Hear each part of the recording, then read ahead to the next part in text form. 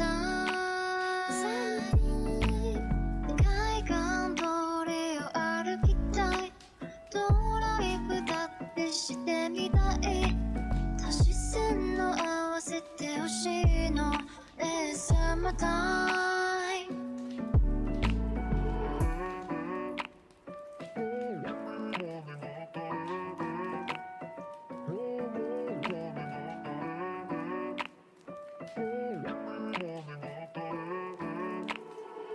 君の虜になってしまえばきっとこの夏は充実するもっともう戻れなくたって忘れないで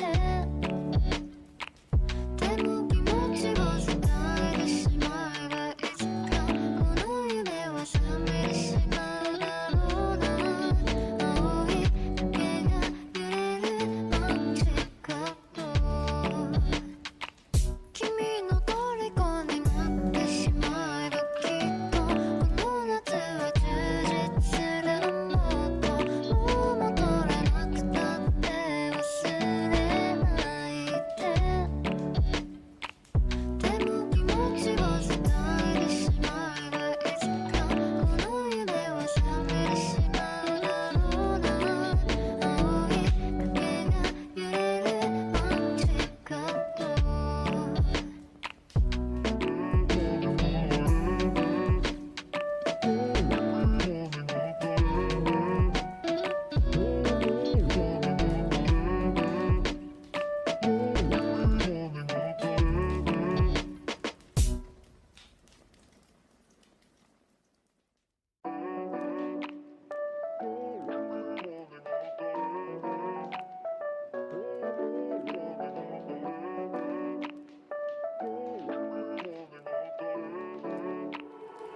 君の虜になってしまえばきっとこの夏は充実するもっともう戻れなくたって忘れないでも気持ちが伝えてしまえばいつかこの夢は覚めてしまうだろうな青い影が揺れる街角何年経っても言えない後悔したって今はないでも言葉はここまで出てるのサムタイム海岸通りを歩きたいドライブだってしてみたい足し線の合わせてほしいのサムタイム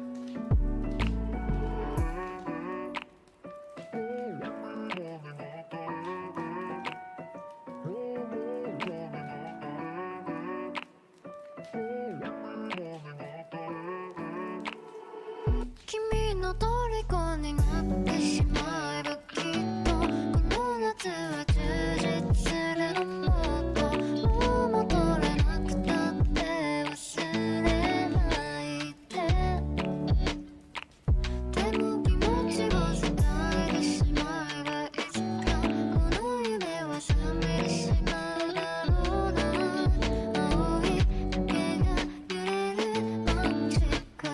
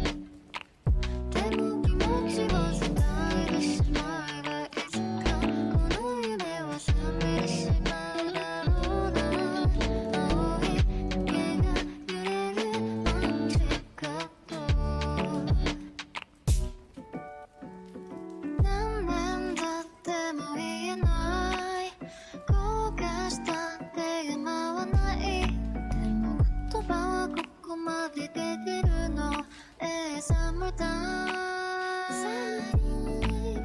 海岸通りを歩きたいドライブだってしてみたい足し線の合わせてほしいの Summertime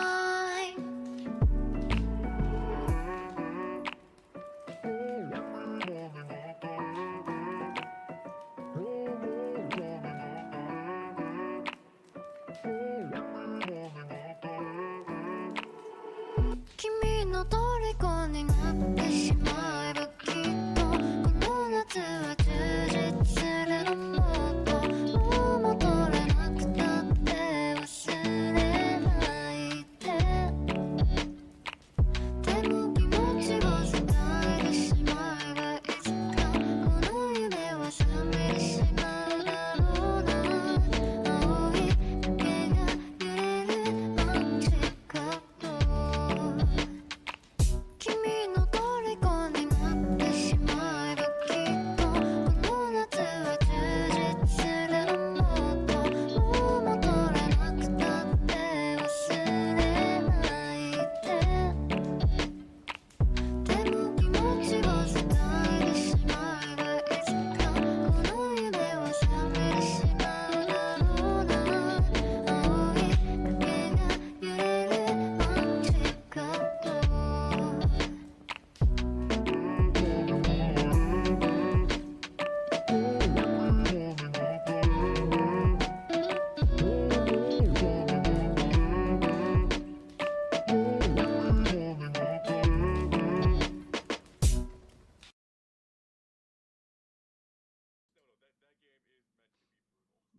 Hello, everybody. Welcome to Anime Church, the church where you can cosplay and we will not judge you for it.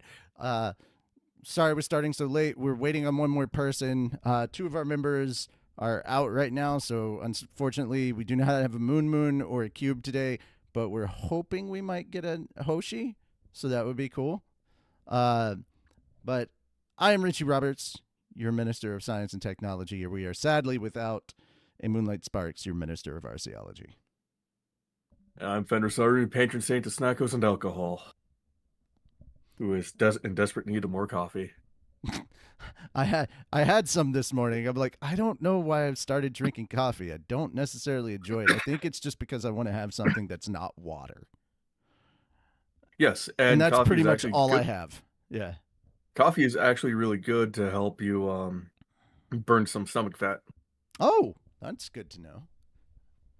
Well, there we go. It's also really good for when you're doing a fast because it has no calories, so it won't break the fast, but give you the energy you need to get through the day. Interesting. Good to know. Good to know. I have been studying that shit out of coffee over the last year, and I'm so glad I've been drinking it nonstop. Suddenly, like Revit is perked up, listening. Oh, tell me more about this magical bean water. I like my dirty bean water. Makes my heart go wee. Makes my heart go wee. All right. We have a lot of stuff. We have a lot of news that we're covering. We've got 25 stories to go through. Look at all these tabs up there. I do already have some stuff that we're going to go through together. We've got some trailers we're going to watch. We got some stuff we're going to talk about. You know, some interesting stuff happened this week in the gaming side of things. We've also got a lot of anime topics to cover. Not a lot of Gen news. Just the first three topics are news. We got a little bit of One Piece. We got a little bit of Star Wars. A little bit of Netflix, and that's kind of where we're keeping it. And yeah. So for the most part, yeah, we're definitely gonna have a lot of chats about the gaming stuff. Marathon dropped a dev preview or a dev insight into the different shell types for the class. It's essentially the classes of characters that you play as, and it actually made it really interesting. Have you watched the video for that, Fenris? Sorry, video for what? The marathon video that they did. I have not because I just have no interest in marathon. That's okay. I typically don't either until I saw this, and then I was like, oh, that's neat. So it went from, yeah, why are you taking all these resources away from other games that you should be focusing on? And then like, I know it's two separate teams, but it's like, dude. But at the same time, like after I watched this, I was like, oh, that's interesting. I'm not gonna play it, but I'd be interested in watching like content made from this. Because keep in mind, it has nothing to do with all the controversies and stuff. It's just extraction shooters aren't my jam. You know, that's not that's the. You thought Marathon already flopped and they pulled it. They pulled support for it. No, Marathon it still is going. It's coming out in March. You may be thinking about Anthem, like that got completely shut off entirely. But no, Bungie's still chugging away at Marathon, and I like some of the stuff there. I'm not huge on like extraction shooters, but there are some interesting concepts in this that I'm like, oh, that's pretty neat.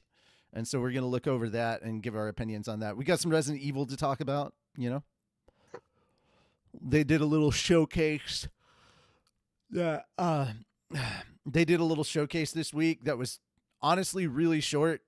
And I have issues with like a third of it, and we'll get into that in a bit. But yeah, how was your week? How was your week, Fenris? How things going for you today? How's things Busy. going? Busy. I've been doing basically nonstop studying for college outside of the 6 jobs I have. I can totally understand that. Oh, there's a Hoshi. Hi, Hoshi. Hi, Hoshi. Hey, how you guys doing? Our Nun of Nuggies has returned. Yeah. Tis I, the prodigal one. Hello. The prodigal nun, one might say. The prodigal nun. Yes. Yes. But yeah, we've got a lot of different stuff we're gonna talk about, and it's okay if you guys haven't looked over the stuff. We're gonna. I do eventually want to get this a bit away from us just reading news articles and just giving our thoughts and opinions about certain news articles. And just having a chat about that. I think it works better when we do that kind of stuff, which is why I'm going to be screen sharing in just a moment some of the stuff that we're looking at with trailers and things like that, so we can go over that. So, Hoshi, I'm going to go over with the idea that you haven't seen most everything that dropped this week. Just going to Yeah, no. Cool. Good to know. So we're going to start off. I've been living under a rock. That's okay. We're going to start with the season 2, One Piece season 2 teaser trailer that they dropped this week. And then we'll go over some of the Resident Evil showcase as well. Some of the highlights for that. And then we will also, like, guys, we're going to be pausing through stuff for multiple reasons. We'll have thoughts and ideas, and we're ADHD, and we want to put our thoughts out there. And also, to avoid copyright stuff instead of watching stuff all the way through, because this isn't a reaction channel typically. But we are going to give our thoughts and opinions on this. And this would be a fresh watch for Hoshi, so that's actually interesting for pretty much everything. And, of course, we also have articles pertaining to games and anime that we're going to cover. And that's basically everything. That's it. So, guys, I hope you have thoughts and opinions about all the topics that we're going to be covering. We want to know yours in the chat, so feel free to engage with us. If you don't like a take that we have, it's okay to voice that. If you agree or disagree, if you have a particular opinion about an article that we're covering, let us know. We want to hear your thoughts. This is supposed to be kind of an open conversation, so join in with us. That being said, yeah, we'll go ahead and get started. Please keep it on topic. Yeah. As much as possible. Help us feed the algorithm, please. I love a good rabbit trail, but sometimes I don't want to go chasing rabbits. They're wascoey, though. Exactly. Yeah, they're very, very wascoey. Also, right now it's duck season, so, you know. It's wabbit season. No, it's Wabbit duck season. Wabbit season. Duck season. Wabbit season. Duck season. Duck season. Rabbit season. Fire! Is Duck even good though? I was waiting for that. I was like, yeah, let's do it. Duck season. Rabbit Duck season. is Fire. delicious.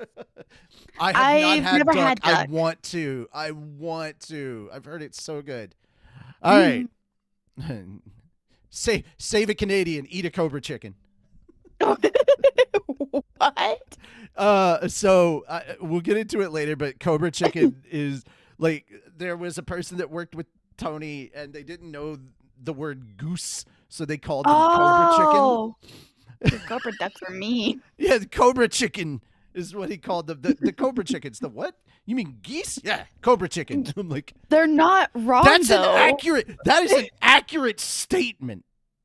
Like, I wish I could say no, that's wrong, but if you think about it, you're like, no, that's on point. Yeah. Yeah, Madman Fenrir is a blast. No, that's so true. But yeah, Canadian geese are Yes. Cobra chickens. Madman Fenrir is a blast. I'm in his Discord server.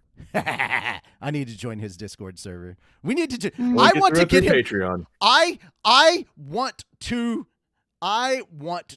like freaking get him to voice just some random madman in Tanya. Let me see what the policy is to reach out to him.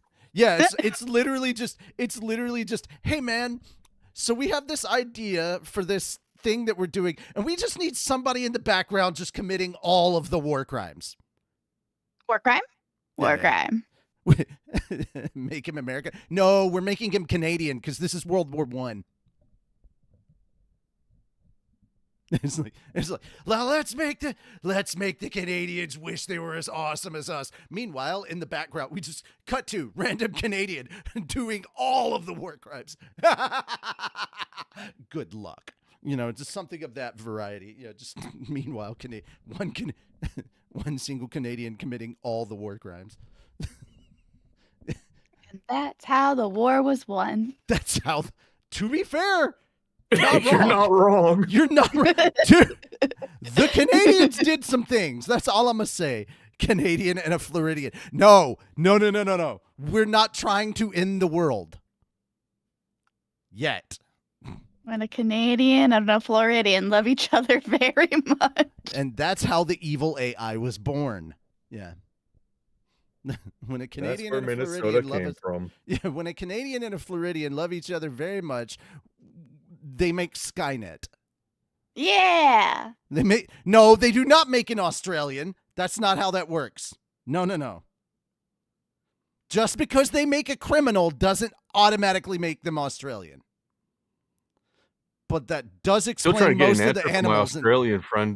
Still trying to get an answer from my Australian friends if having a criminal record is required for citizenship still. What? Oh, because of I get it. Because it started off as a prison colony. All right, let's as fun as this conversation has been, we need to get to the actual news, the stuff that we've got to talk about. I say the newsy news, but like no, Jingle, it's jingle, not. shiny, shiny. Jingle. Hold on. I've got this. I know how this works. Hold on. Let me put my Joel hat on. Keys. All right. That being said, let's go ahead and get started. So, how familiar, first off, are you guys with One Piece, the Baroque Works arc at all? Anybody? Nope. Cool. I just know the 4Kids version sucked. It did. It very much did. And that's the reason why I stopped watching One Piece. Please go back and start watching it. I'll watch it once the One Piece comes out. Oh yeah, the Studio Wit version. Yeah. Crocodile is an ass. Well, I mean, to be fair. All right, so Are they redoing it? Yeah, they're redoing the anime. They're kind of they're doing, I wouldn't necessarily say an abridged version, but definitely more of a condensed version. Yeah, They're cutting out a lot of the fluff. They're cutting out a lot of the fluff. Okay. They are getting they're redoing the anime. Studio Wit is redoing the anime and they're condensing it down. Oh wow.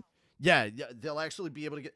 I mean, dude, if you cut out the fluff, you're literally cutting Skypia in half. Dressrosa, as important as so much stuff was, that's cut in half. Like it makes it so instead of 100 episodes, you can cut it to 50. That makes it so much easier. So like the episode count will severely go down, and because they're not trying to, because they're starting from the beginning, they don't have to worry about catching up so quickly. It makes it a lot easier. What if 4Kids dubbed Code Geass? Don't you dare. No one needs to imagine that. That is the darkest timeline. That being said, I'm scared. yeah, help me. I'm scared. That being said, let's go ahead and start. Wait. Have either of you watched the first season of the live action One Piece? Yes. Okay. It's very good. I would recommend. The only thing that I kind of had an issue with, outside of like I didn't like how they did the Usopp story of Syrup Village, how much stuff was cut out of that I really liked and felt was important. Don't get me wrong, I loved like the darker, more like horror styled perspective. That was really good. But the other thing was you get told about a thing that the anime made us wait like 300 plus episodes about, which is the whole Garp Luffy relationship. We didn't find out about that until Water 7. That was done early, and we were like, oh shit, okay, that's a thing. Yeah.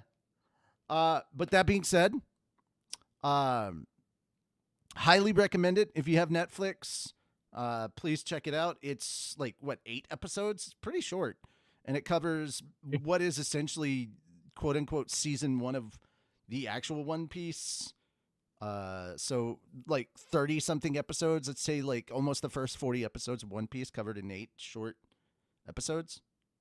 It's not Nice. bad. Yeah. It's a good way. It's a good way to watch One Piece in a condensed way. And they're already filming season 3, which is all the Alabasta stuff, which is really good. So, yeah, there's a lot of content here. Let's go ahead and get started. At first they were merely a rumor.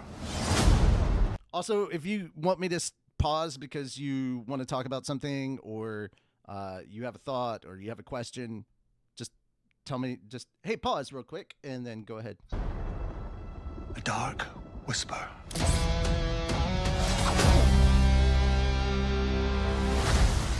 They are Baroque works. They're an organization of. I'm going to go ahead and say I love David Dashmalin as Mr. 3. He looks so good as that. That works. That works for me. Assassins. Also, Robin's abilities way scarier in the live action now.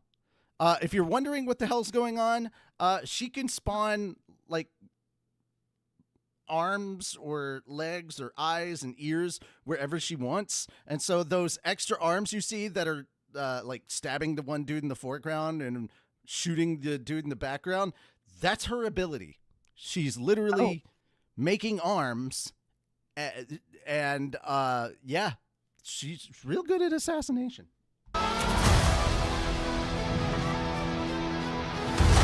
It's the absence of hope. You will never find the One Piece. My friends. Together. There's nothing we can't take on. So you're a captain of the Straw Hat Pirates? Monkey D. Luffy. You might think you're unstoppable, but your friends aren't made of rubber. Okay, yes, this is in the anime. All right, so they have a numerical system, and the lower the number you are, like the stronger you are in the organization. And this group is called the Unluckies. They're the 13, and they kind of they have a specific job within the organization. And yes, that is technically an otter and I think an albatross. What a very strange combination. Dude, you have to understand that One Piece is absolutely silly, but it also somehow works. Even in live action, you just roll with it. Nice. You've got to be. Also, he is my favorite actor in this, Taz, because like the behind the scenes of like how much he worked to become Sanji, he learned how to like cook, and not just like household cook, like be a chef. And all the martial arts training he had to do as Sanji, because Sanji, like, he kicks. That's how he fights. He will not use his hands because his hands are for cooking. But yeah. You've got to be. I need you to go back to something specific as well. Okay, that's the other thing that I love here is that in the live action they have a lot of wardrobe changes instead of being in the same outfits all the time, but they pull from like art books or like little shorts that they did with the movies and stuff like that to pull from the actual wardrobes that or some of the opening pages, the color pages that Oda has done. So they pull a lot from their outfits there. And this is actually a short from one of the movies. Luffy and the gang went up against a bunch of the different villains from like season 1 playing baseball against each other. So Luffy's in his baseball outfit from one of the early movie shorts. I love that because it's like nice little Easter eggs. If you know, you know. They had one where it was the villains versus the Straw Hats in baseball and villains versus the Straw Hats playing soccer, which was just, oh my god! And of course, Sanji was the one that like had the best leg when it comes to soccer. It's just insane. But I love those little details. Also, I want to point out real quickly how crazy, like, okay, this character is not in the anime for very long, but that is like anime and manga accurate as far as the look of him. Like, it's crazy to me how close, how very close to the source material they're getting in like their appearance. I think that's really cool. Appreciate it. Yeah. Regardless of how goofy it looks. These guys are unstoppable! Yeah. Okay, yes, we do have to go back. These guys are unstoppable! That is from the canon. That is canon. He does have canon, yes. He does have guns in his hair, and he does like sing ma ma ma to like, yeah. All you need to know. That's funny as hell. I'm so glad they kept that in there. I love that they're keeping the silly aspects of this because like the area that they're at, like things are happening very seriously, but then you also have some very silly moments for how some people do like fight. I'm glad they kept this in. I didn't need them to go overly serious. I'm glad that they keep something silly. I've loved watching people react to this that have no clue about anything in One Piece because they've just watched the live action and they get to this and they're like, what the heck? And I'm like, yeah!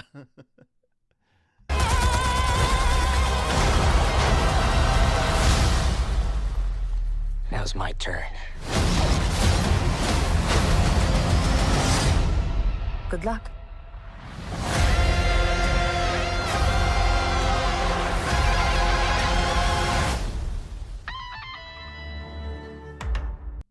Okay. What are your guys' thoughts? I've kind of given my some of mine. What are your guys' thoughts on this? The music was nice. Right? Mm-hmm.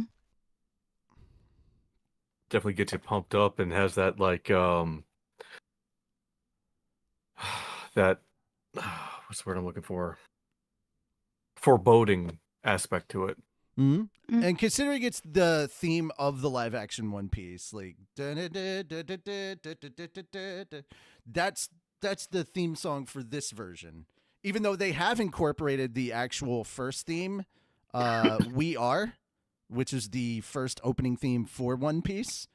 They incorporated that. I love that they actually in season 1 they make you wait for it. So like when they first get the Going Merry and when they do the whole the gathering of the 5 of them on the deck of the ship and they put their feet on the barrel and are saying like what their dreams are and everything, we get that, and that's literally the first One Piece theme that they're playing in the background.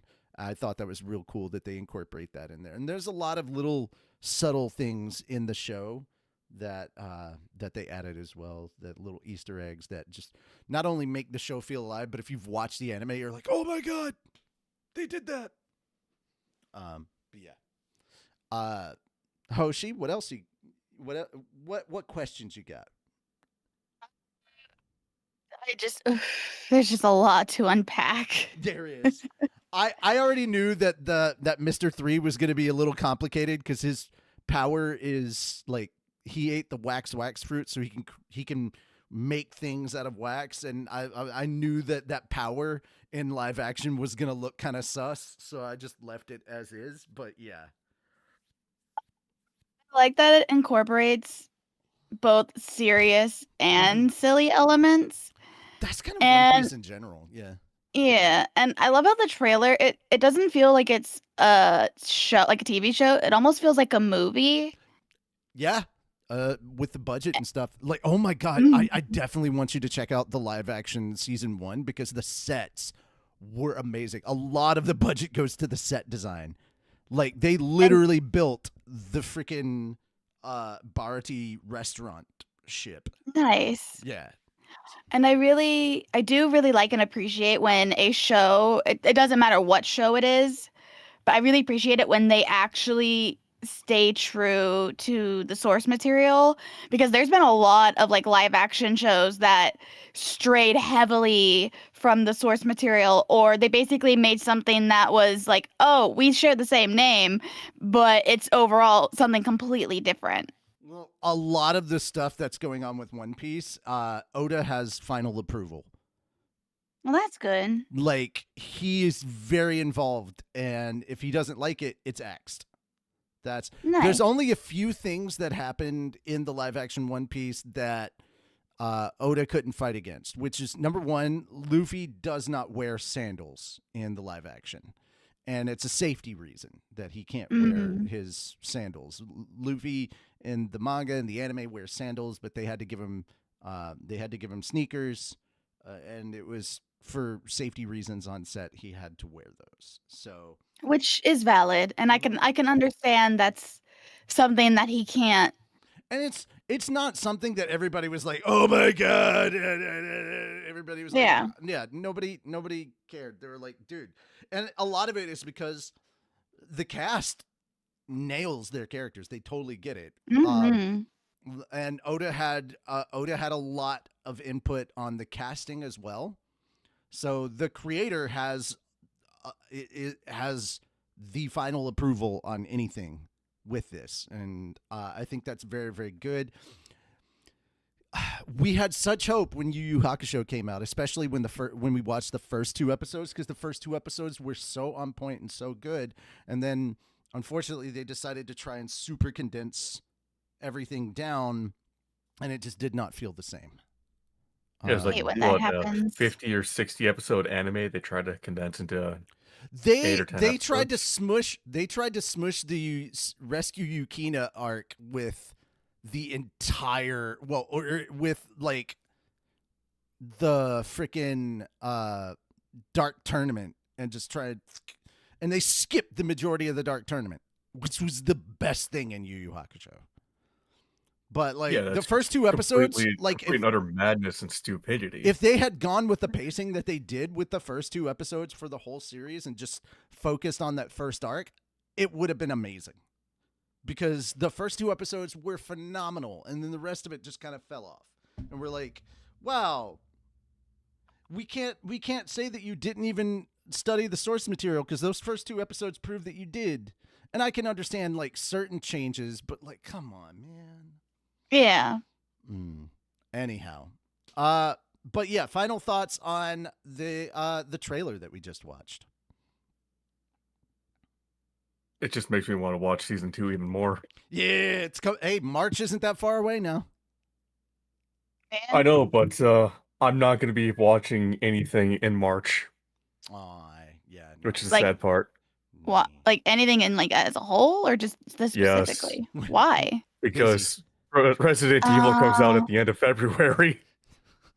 Yeah, you're gonna be busy. I don't have the money. Like, I don't have the money to pre-order. I'm not even getting it until March. So, if it's as addictive as some of the other titles, I'm gonna be playing that on repeat for like 6 months straight. Yeah, I love that. We'll get into talking about that because we do have the showcase that we're reviewing. But yeah, we're gonna be busy. Yeah, that's the best way I can put it. Oh boy, oh boy. Tudum. All right, any last minute stuff? Chat, let us know what you thought about this trailer as well. We want to see your thoughts in chat. Please, please. And if you're watching this later, put it in the comments. Let us know. All right, we're gonna move on now. So for we reported on this last week. Dave Filoni is in as one of the co-presidents of Lucasfilm. Dave Filoni and Lin-Wen Brennan are set to take over, and Kathleen Kennedy is finally stepping down as president of LucasArts, Lucasfilm. And one of the things that is being reported is that the previously confirmed film and TV series fates are now uncertain. And I'm like, who? This sounds like rumor that somebody like took as gospel or something. And they're saying, oh, the new upcoming Mandalorian movie, which has a release date, has been filmed, is still in post-production, and they haven't changed the release date. They're like, oh, it could be taken down. I'm like, where are you getting this information? Sorry, if it's in post-production, nothing's going to stop it from coming out. Yeah, it's the date has already been set down by everything. But like the date has been locked in. And they're like, oh no, this is. I'm like, who? Screen Rant. Where are you getting your information here? To be fair, that doesn't necessarily mean that there won't be something unexpected that could cause a delay. True, because there's always that possibility. There's always that possibility. Yeah. But it's just to straight up say it's been like canceled or some shit. The fuck. Yeah, exactly. Yeah, dude. Yeah, I reports of Kennedy's departure have been floating. Blah blah blah. I'll be right back. I'm gonna go grab some water because, god damn it. Yeah, they're saying that this just sounds like rumor stuff. At the moment, and I'm just like, what? No.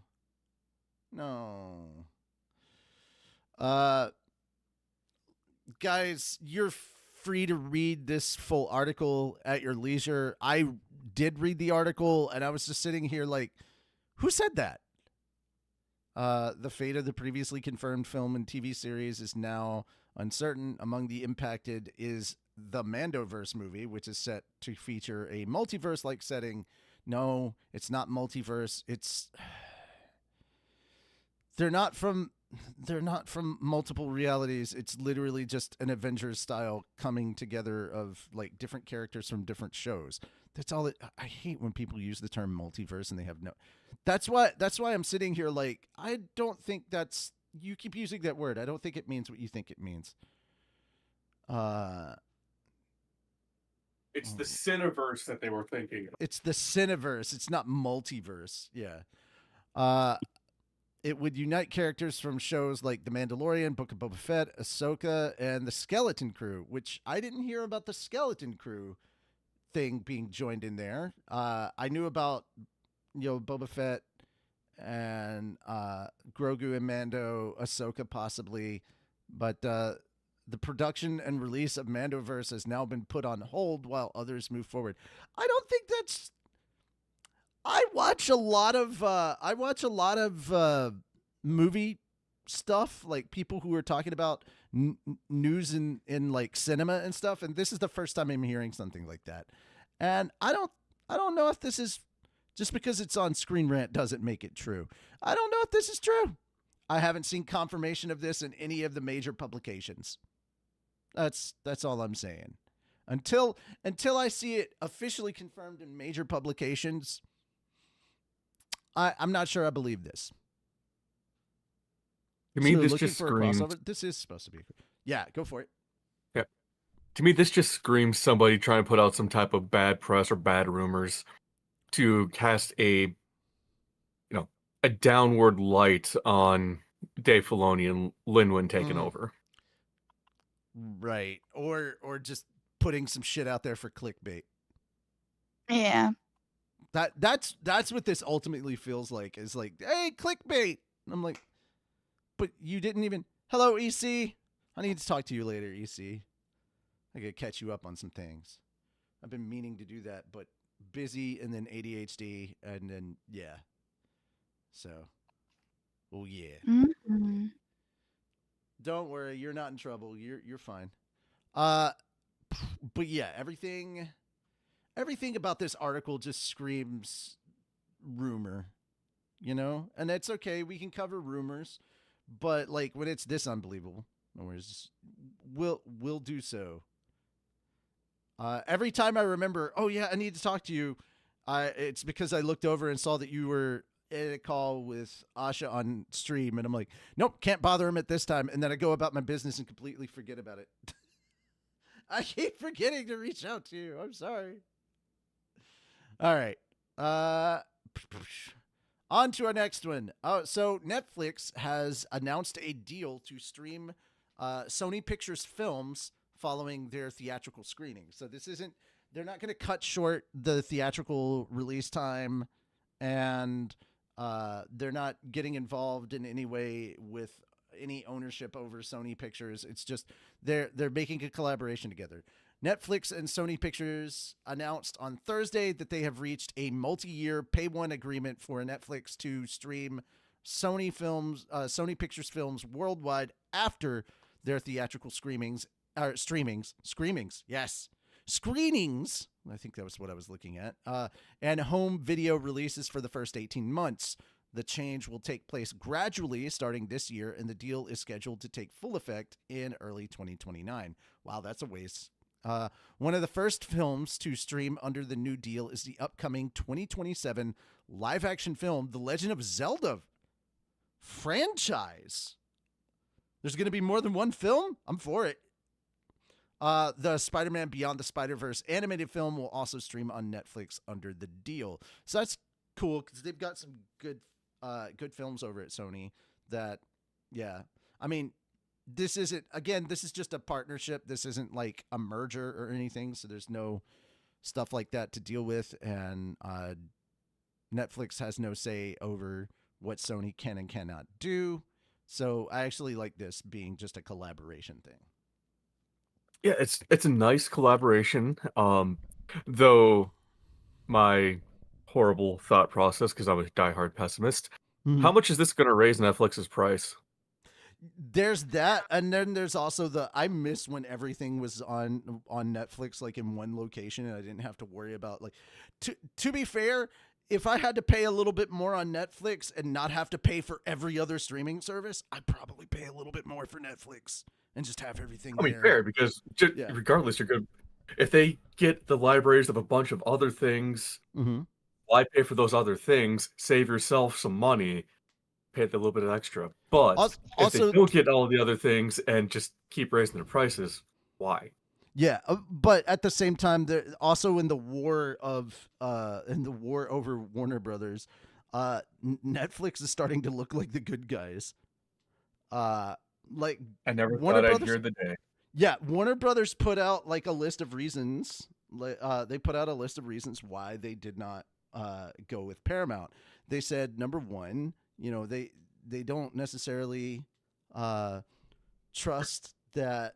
They don't necessarily trust that Paramount would have Warner Brothers' best interest in heart, and very much like they were worried over like that a Darth Vader moment would happen of I am altering the deal, pray I don't alter it any further, to just try partway through the process of trying to do the merger, they would take him to court to change the deal and make it more favorable towards Paramount and less favorable towards Warner Brothers.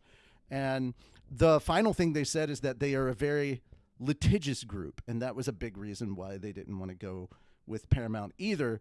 And like a jaded lover, they turned around and said, Paramount turned around and said, "How dare you call me litigious?" and then sued Warner Brothers. Oh, yeah.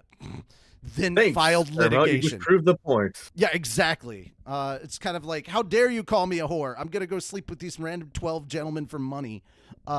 It very much feels like that.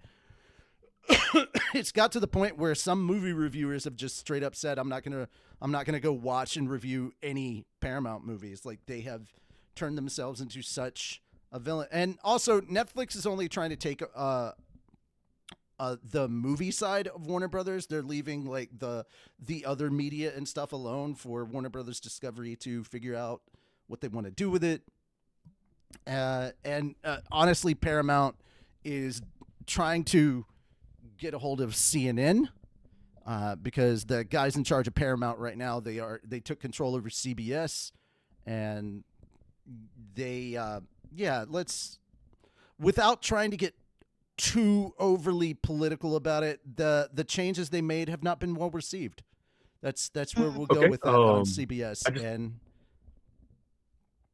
this I don't raises think it's a good question idea. from me. Mm-hmm. Netflix does not care about CNN. They want no part of that. Are we sure Paramount isn't partially owned by Nintendo? No, they're owned by the Ellisons, who are good friends with the sitting president of the United States. Okay, I was So more it's thinking that since so they it's- love to sue anybody and everybody over the stupidest things, That's maybe fine. Nintendo had a Yeah, partnership or partially owned it's kind them. of that way, considering how litigious our sitting president is. Let's just say they make Nintendo look like the good guys and like less. Well, okay, they make them look less bad. Not Nintendo being the good guys, but they make them look less bad. That's the nicest way I'm putting it. I'm trying very hard not to get into any politics, but just like, you know how Sue happy some of the individuals I brought up are. That's all you need. Yeah. And so anybody who's been hearing stuff about CBS's news recently, you'll understand when I say it's probably not a good idea to let said people also get a hold of CNN. That's all I'm saying. That's all I'm saying. I'm not saying I love CNN. I'm not holding them up as a bastion of truth. I'm just saying it's probably not a good idea. You know? We don't need state-run media. People That's all I'm saying. who basically try to cancel Sesame Street. Yeah. So, yeah, that's all I'm saying. But yeah, the thing is, also there other things that Netflix has done in this. They are trying to see if they can pay them full on in cash instead of part of it being in stocks or stock options, which is actually more preferred by everyone around. Rather than giving them stock in Netflix, they would get they're just paid outright in cash, which is what the board and everything. And also, they would, as far as the documents and the understanding of it is that Warner Brothers would just be a theatrical branch of Netflix, similar to like Marvel or Star Wars for Disney. Like Netflix is the big umbrella, but like there's still, and Netflix has put it into writing that they are committing to a 45-day theatrical release. Like they're not trying to shorten theatrical times. So there's been a lot of that, and I'm like, okay, good. These are things that I think you should do, and I'm glad that you're not doing the opposite of that. And yeah, cool. But yeah, Warner Brothers has been looking more and more like the good guys lately, and that's kind of wow. That's how you know how bad Paramount has messed up when Netflix is starting to look like the good guys. But yeah. I see this as a good thing for consumers. I am also sharing your concerns about like the price increase for Netflix. I'm tired. It's not just Netflix either. So many places are just increasing their prices, and piracy is on the rise. And to a point, I cannot blame them. So we shall see. We shall see how things play out. Please, guys, understand we can't afford $40 a month for like your ridiculous. You were supposed to replace cable, not join them. Not Well, leave they did us replace drowning in cable, just in the- ads. They did replace cable, just not in the way that everybody hoped. Or was originally envisioned. Guys, I don't want to pay for ads. See what you did, Hulu? You opened up Pandora's box. You shouldn't have done that. And it sucks every time I turn around. Every streaming service is like, "Oh, we're gonna up our prices," and it's like, "But you just did that last month." Okay. Yep. All right, the general news is over. Let's move on to gaming related news. Okay, so I am screen sharing this. This is a good. First off, I'm gonna say I love the soundtrack for Marathon. If nothing else, the music in the background here is pretty dope. But they go over some of the build crafting and shell. So they're called shells, which are these mechanical bodies that you inhabit. Essentially, your consciousness goes into a mechanical shell that is like solar systems away or whatever, and you pilot this mechanical shell around and collect stuff for organizations. And anyway, there's different organizations that are like factions. They explained this before, but they go over the different shells and what is so interesting. For those who need a quick crash course, Marathon is a extraction shooter. Your goal is to go in, grab a bunch of loot, survive, and get out. That's pretty much what it is. But they go into some detail about the different shell types, which are kind of like class types, and they can be specced out with different mods to make them more personalized and things like that. But here's our brief description, and this was actually interesting enough that I was like, oh, this would be fun to watch.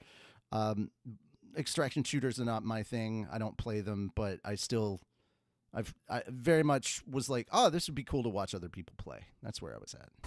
Destroyer is aggressive, brutal, wears a modified, futuristic version of the Mjolnir armor from the original trilogy. The shell is designed to get into the fight as fast as possible and stay there. It comes equipped with thrusters on its legs that let it sprint faster, or you can use them for a quick lateral evade. A riot barricades. I have no interest in Marathon.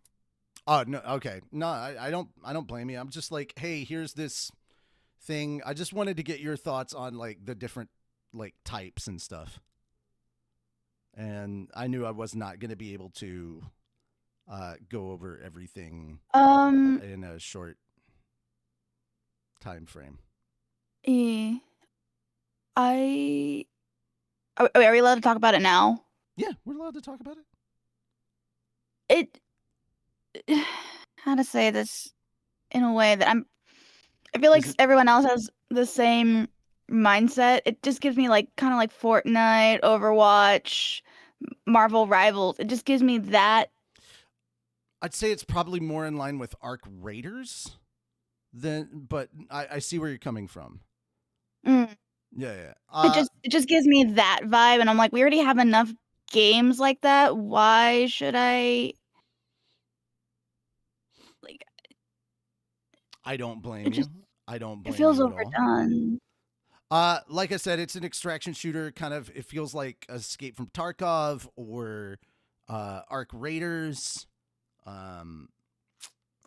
And I refuse to, like, even if I'm not, extraction shooter Burnout. Yeah, Arc Raiders. Here's the thing. I refuse to play Arc Raiders, not because of the type of game it is, but because they use AI voice. Oh. Yeah, so I will Not never, AI. ever play Arc Raiders because of the AI voice stuff. I'm like, you will never catch me supporting it, saying anything really positive about it.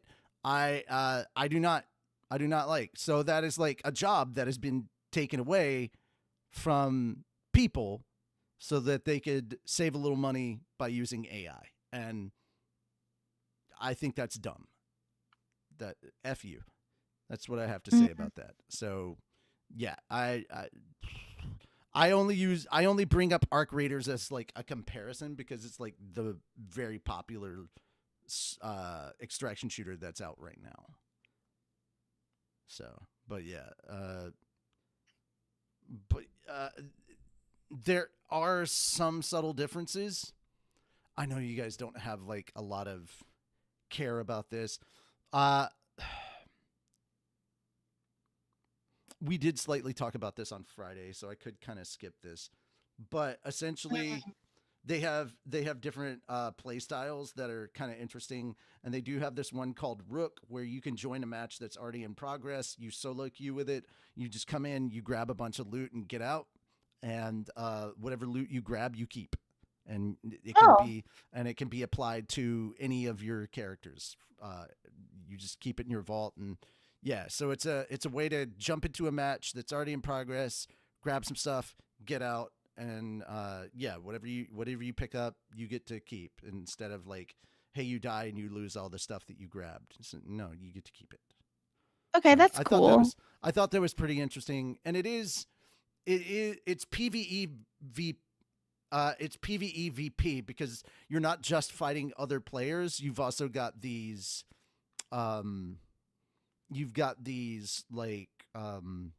security forces that are on there that you're fighting against them as well, and those aren't players. Those are like ads within they're mobs in the game. Like they are a faction that is specifically in the game, and they're not piloted by other players. So they are adding a little bit of PvE to that as well. I guess we have been talking a lot about the general stuff that we started off with, so I could kind of skip this. Is anybody interested in Marathon in chat? Anybody in chat interested at all? I would recommend checking this out. It does have some interesting like aspects to it that I think make it kind of stand out from some of the others out there. But aside from that, yeah, I understand if you couldn't care less, because Marathon has kind of left a bad taste in a lot of people's mouths with all the controversy that has been happening lately. I will give them this: when it came out that they had used art from someone, they immediately were like, "Hey, yeah, here, those people have been fired. Here's the money for the use of your art." And so they straight up, instead of trying to fight it or anything, they just straight up paid the artist that it was stolen from for the use of their art. And you know what? I'll give them credit for that. You did the right thing, as opposed to a lot of other companies who would just straight up get into a legal battle about the whole thing or create a big stink. So thank you for not making the situation worse. It's bad that is something that I have to praise a company for nowadays. But hey, at least it shouldn't have happened. But at least you tried to make it right afterwards. I don't. Hadn't heard of it before you mentioned it. Okay, well, that's fair. I don't know how many people are paying attention to Bungie anyway. I guess we could go ahead and move on then. This was only like a 9-minute video, and I'd skip forward to like over a minute in. But yeah, if you guys want to check it out, please do. I think there is some interesting stuff about it. That's all I'm saying. And I don't know a lot of people that are into the extraction shooter stuff. I know there's a group out there for that, but this also feels like it's more for competitive play versus like your casual. So I don't think you're gonna get like the Fortnite crowd in here. I think you're gonna get like more of the competitive esport kind of like that group of people in here, because it does feel very comp oriented.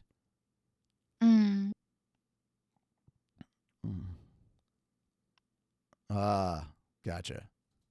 All right. So the thing that Cube sent, and I was expecting that Cube was going to be here, but unfortunately we don't have Cube here. The Warhammer Maker Games Workshop bans its staff from using AI in its content or design. Said none of its senior managers are currently excited about the tech. Thank fucking God there's a group out there that thinks this. It's about damn time we heard from a company that's like, no, we don't want to use AI. Warhammer Maker Games Workshop has banned the use of AI in its content production and its design processes, insisting that none of its senior managers are currently excited about the technology. Developing the UK company's impressive financial results, CEO Kevin Roundtree addressed the issue of AI and how Games Workshop is handling it. He said, GW staff are barred from using it to actually produce anything, but admitted a few senior managers are experimenting with it. Oh boy. Roundtree said AI was a very broad topic, and to be honest, I'm not an expert on it. Then went on to lay down the company line. We do have a few senior managers that are experts on AI. None are that excited about it. We have agreed an internal policy to guide us all, which is currently very cautious. E.g., we do not allow AI-generated content or AI to be used in our design processes or its unauthorized use outside of GW, including in any of our competitions.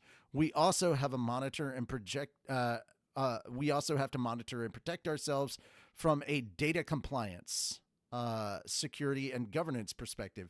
The AI or machine learning engines seem to be automatically included in our phones and laptops, whether we like it or not. So yeah, they're having to be, I like this approach to it. It's like, hey, no, you're not allowed to use our assets. You do not have our permission, and we're not going to use it that way. I think this is a base take, but then again, I am very biased. What are your thoughts on this? Very, very biased. Fuck AI. Fuck yeah, fluff AI. My take on AI is this. I like Neurosama and Evil, and the rest of it kind of serves no purpose to me. Like, yeah. If it's used as a tool, cool. If it's replacing someone, no. If it's replacing the job that somebody else could do, I don't like that. No. But yeah. That's pretty much my take on the whole thing. I like Neurosama. Let us know your thoughts and opinions in chat. Yeah. Okay, the Resident Evil Showcase. Let's talk about this. So Yeah, we got the showcase. Here. I got a call coming in. Oh, right as this story is coming. Wait, what? The fucking timing. As soon as we get the showcase for Resident Evil, he gets a call. Yeah. No. The freaking timing, man. That's just too good. 30 hours before realizing the voices were AI. Don't use the features much. Yeah, voice chat. Dominate AI in productions. AI-based platform. Yep, gotcha. All right. So we had the Resident Evil Showcase this week, where they showed off gameplay for Resident Evil 9 and some other stuff. But yeah, we got to see some gameplay that looked awesome. I will also agree with some of the reactors that I saw. I wish that we'd had like a dubbed over track for an optional dubbed over track for Western audiences, so that we didn't have to keep trying to glance back and forth or backtrack, so we could either see what was on the screen or read the subtitles, because a lot of the time you can't do both. We appreciate it, but like, dude, we want to be able to see what's going on screen and hear and understand. Now, I could be that a-hole that just says, we'll learn Japanese. Well, not everybody's going to be that way, and the majority of people aren't going to be that way. Thanks to anime, though, there's a lot of people that understand certain Japanese words or phrases, but yeah, that's not all of us. I'm going to skip ads real quick. All right, there we go.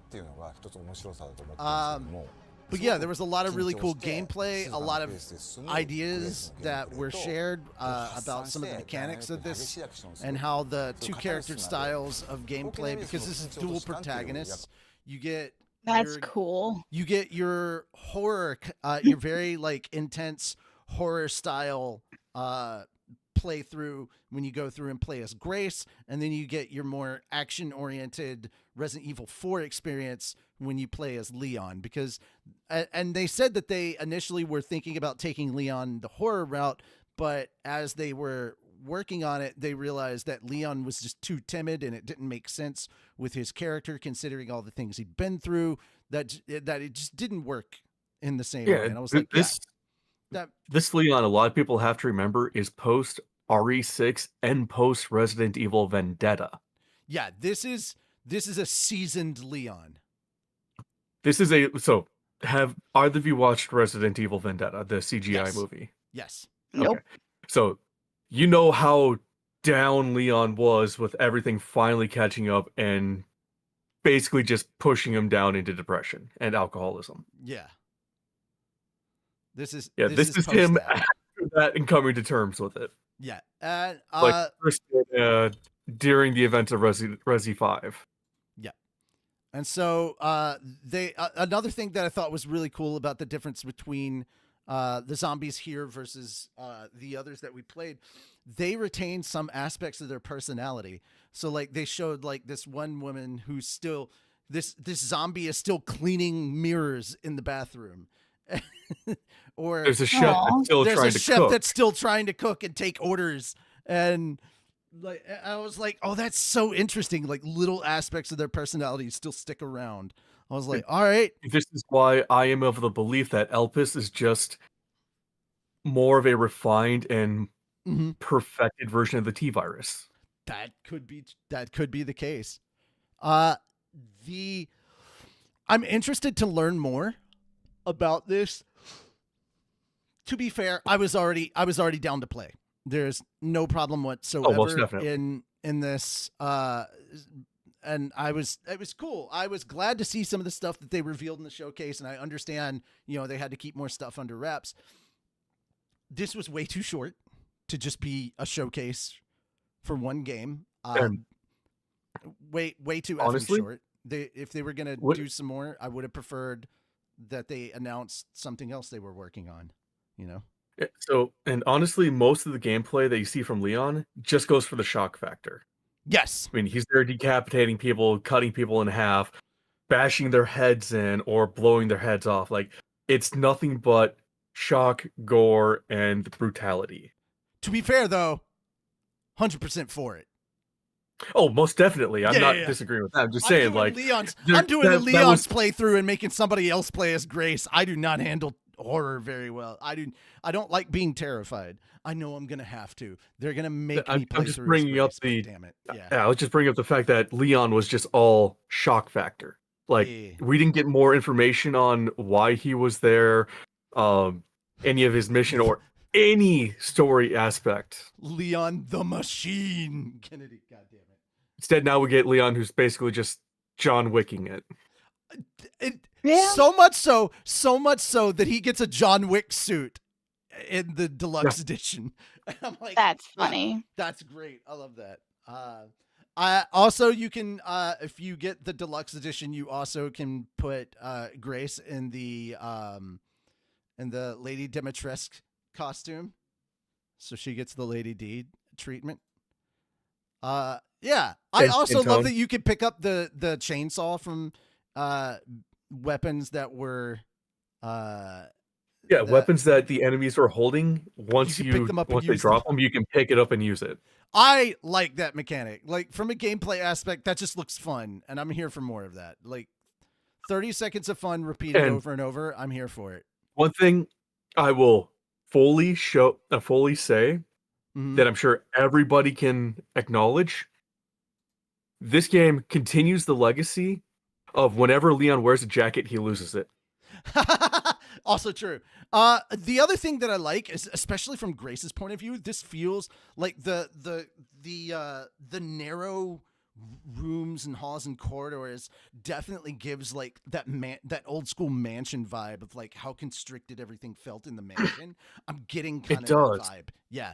And I do, again, I know they've talked about this multiple times, but I like the fact that you can change between first and third person views.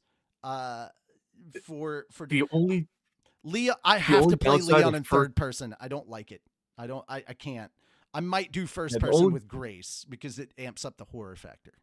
Yeah. The only downside of first person is they have confirmed that there will be no VR mode for this game. Well, I wasn't going to play that because anyway. I would have loved to play this in VR. I'm so glad I didn't. So I'm just I'm like still waiting on fucking Cat VR to finish their integration with the PS5 so I can buy one and get my exercise by running around a village or Resi 4 and just trying not to die. Now, there is also encouragement to kill the zombies because you can siphon their blood to make like I don't know if it was health or destroy. I think it could be both. A little Well, of both. I don't just know. play that section so that way we can actually Yeah. clarify. Yeah, let's all right, so we're gonna go yeah, the Requiem gun, the big cannon. Yeah, it's called the Requiem, but it's just a Chiappa Rhino. Wasted on 2 zombies, but damn did that look cool. Yeah. I already talked about the language stuff. Okay. Specialized injectors, you'll need, pardon me.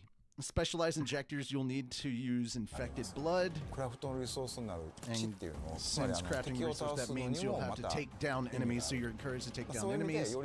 We've incorporated and expanded the various elements to make the gameplay more akin to RE2, which I like that, yeah.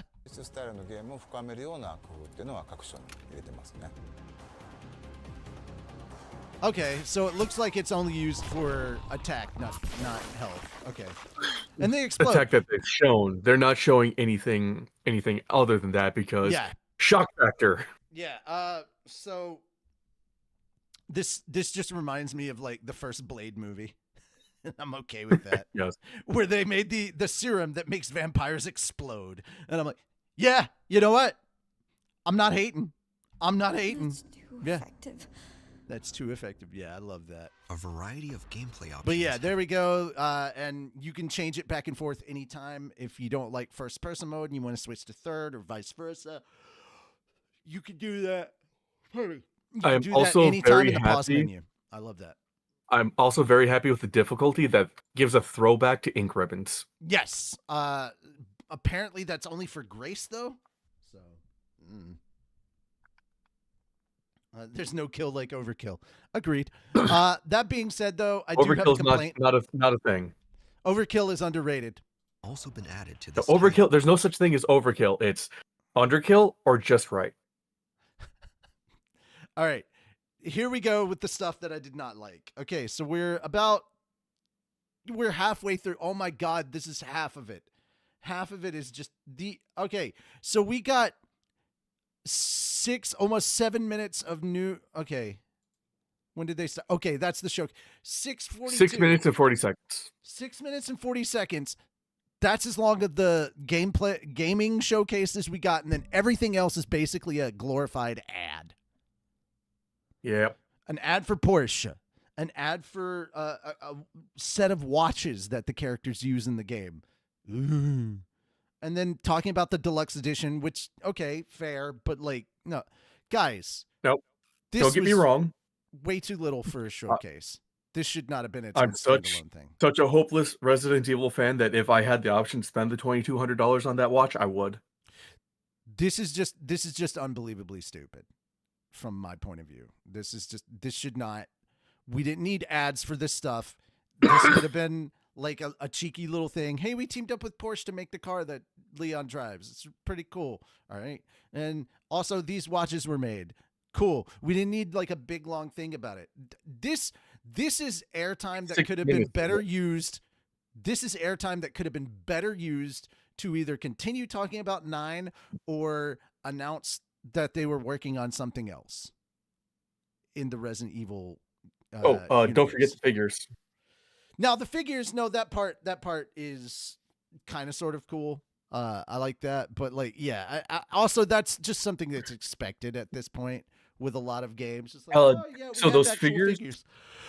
Yeah. So every other figure except for Requiem were only available in the collector's editions. Yeah, and you can buy the figures separately now. And I'm like, okay, cool. Now for an astronomical price. Yeah, that's the crazy part. I'm like, dear God. And no, sorry, not all the figures. Like the Chris, the Jill, the 2 Leons, Leon from 2 and 4. You can only get those on eBay. Jesus. Full for purchase.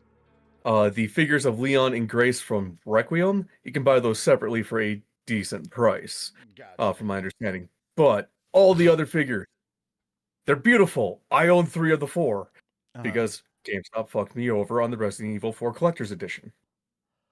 Okay. Just like they fucked over almost everybody who pre-ordered that. That being said, here's the deluxe edition and some stuff that you get with it. And yeah, I'm gonna get the deluxe edition. I want it. But yeah, my biggest complaint is that they put like way too many ads at the end of the in the second half of the program, and I'm just like, dude, this didn't need to be its own showcase. You could have just You could not just drop another. You could drop the trailer. You could have just for dropped it as a new trailer, and that Leon would have been stuff, fine. Yeah. and then you could just drop a couple videos about the partnerships. Yeah, that would have been fine. This didn't have to be a showcase. Showcase makes us think that we're going to get like a lot more information, and we didn't. So, Or like they did with Village, where they announced the next upcoming Resident Evil title during that Resident Evil showcase. yeah, exactly. Yeah. Very disappointed. Very disappointed. This Speaking of which, let me. it curbed some of my excitement. I'm still very excited for 9, but like this was just it was unnecessary to do it as a showcase. Yeah. That's all I'm So, saying. for instance, how long was this showcase? 12, almost 13 minutes. Do you want to guess how long the Resident Evil Village showcase back in 2022 was? How long? 57. Yeah, this was exactly. That's the other reason. It was way too short. I'm like, what? This makes me worry a little bit because it was way too short. But also, they're like, hey, we don't want to give anything away, and I'm like, I can kind of understand that, but like at the same time, dude, you made a showcase. You're expected to like give more than simply that. Yeah. Yeah, like so they had during the Resident Evil Village showcase, they had 42 minutes on Village itself. Yeah, And the last 14 were Resident Evil 4. yeah. There we go. Alrighty. So we'll move on from this. You've heard our thoughts. Hoshi, did you have anything you wanted to remark on this particular topic? I might play it when it comes out. Yes. It's so good. All right, on to the next thing. Wow. Okay, so yes, the P-tuber, the self-proclaimed P-tuber, Arc Raiders' biggest streamer just threatened to quit after being dominated by cheaters. So cheating is now a thing that is actively affecting Arc Raiders. The Burnt Peanut, arguably the biggest Arc Raiders streamer around right now, has threatened to quit the game completely unless Embark Studios acts on the rampant cheaters ruining the game right now. During a recent live stream, the beloved content creator and streamer, who is often full of jokes and upbeat vibes, expressed his frustration with Arc Raiders and called for Embark to fix the game or I'm actually out of here. When Peanut initially found success with Battlestate Games' hit extraction shooter Escape from Tarkov, the streamer, who obscures his identity with a peanut avatar, became a household name among gamers with the release of Arc Raiders late last year. All eyes were on the streamer after a viral war between him and another Arc Raiders streamer, Hutch MF. The pair quickly went viral among the game's community as other players donned the corresponding outfits to show their allegiance. While not everyone was pleased with the ongoing war between the two streamers, it did bring tons of attention to Embark's second ever game and helped to make it even more successful than it already was.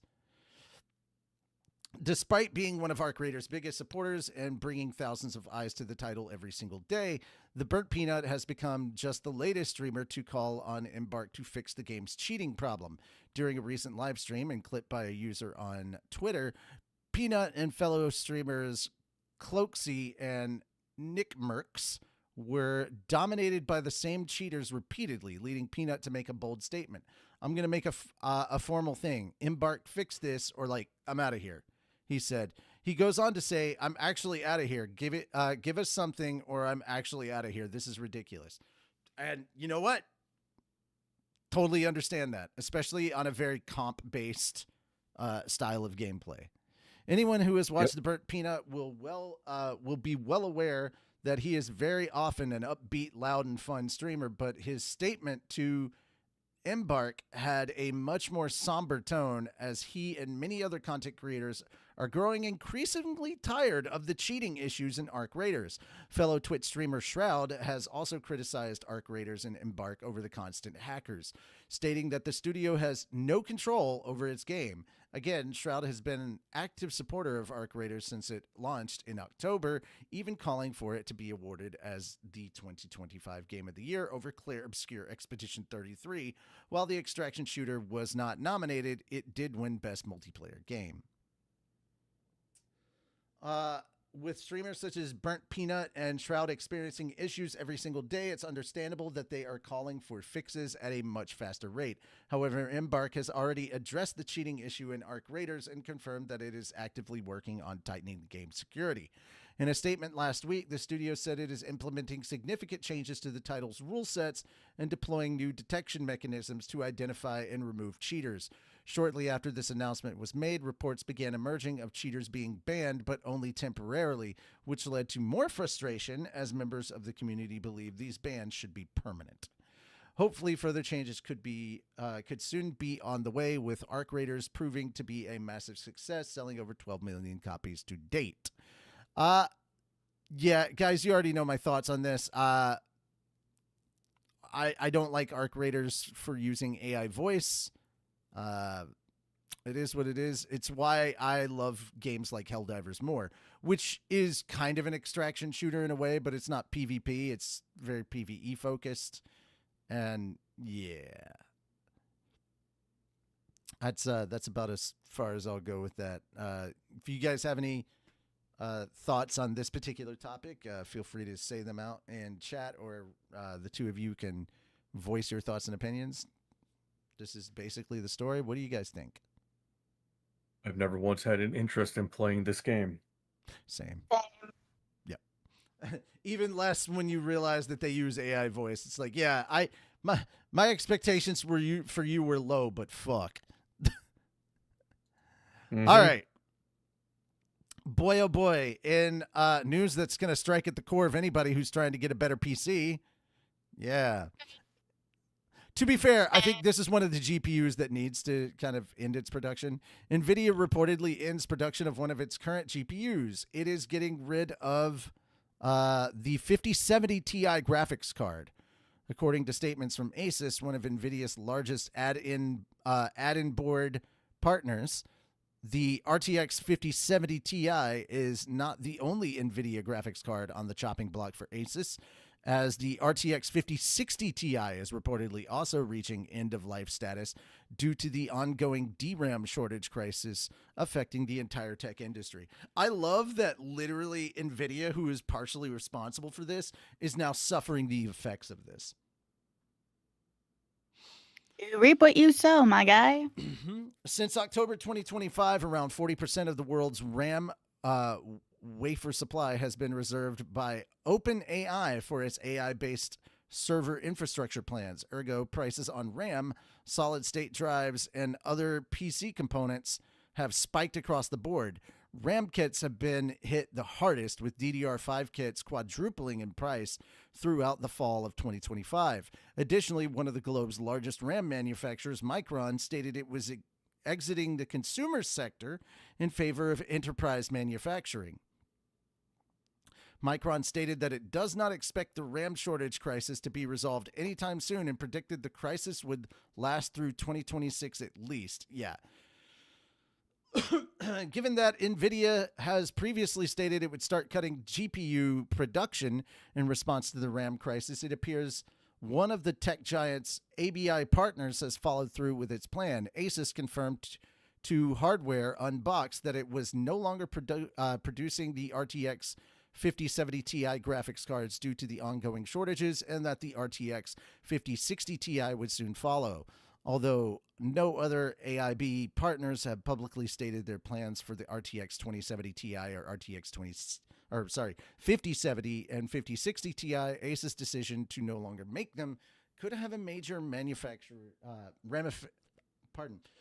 ramifications across the GPU market. As of this writing, the Asus models were sold out on Newegg through a few Asus, though a few of the kits were still available on Amazon for marked up prices. Additionally, the RTX 5070 Ti cards from brands like MSI and Zotac were still available on Newegg with prices that started at $830 as of this writing. The RTX 5060 Ti still hovered around the $450 to $500 price range on Amazon with cards from Gigabyte, and Asus still available under $500. The main reason that NVIDIA cut back on producing these is because both models came with 16 gigabytes of video memory. Since the RAM crisis became widespread, manufacturing these GPUs has become expensive to produce, as both cards utilize DDR7 video memory chips.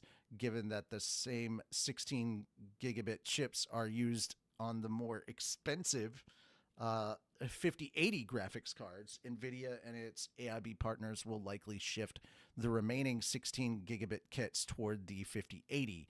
But the 5080 is more expensive than the outgoing 5070 Ti model, with prices starting at $1,300. To add insult to injury, for PC builders, prices for the RTX 5090 flagship GPU are much higher, as some cards were being sold as low as $3,000.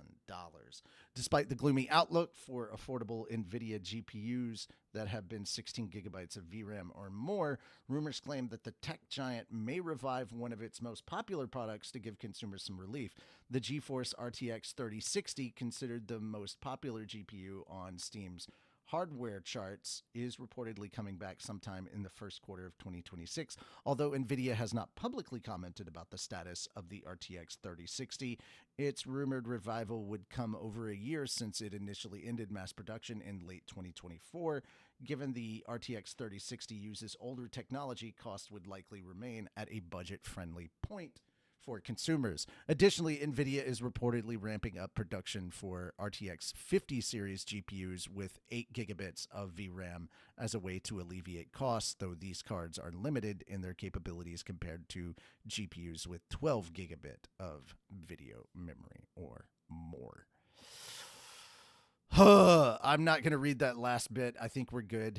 This is... Go ahead. There is another main reason behind this that was brought to light a couple hours ago, actually. Memory manufacturers have a new threat looming over their heads, as failing to produce in the US could trigger a 100% tariff. Yeah.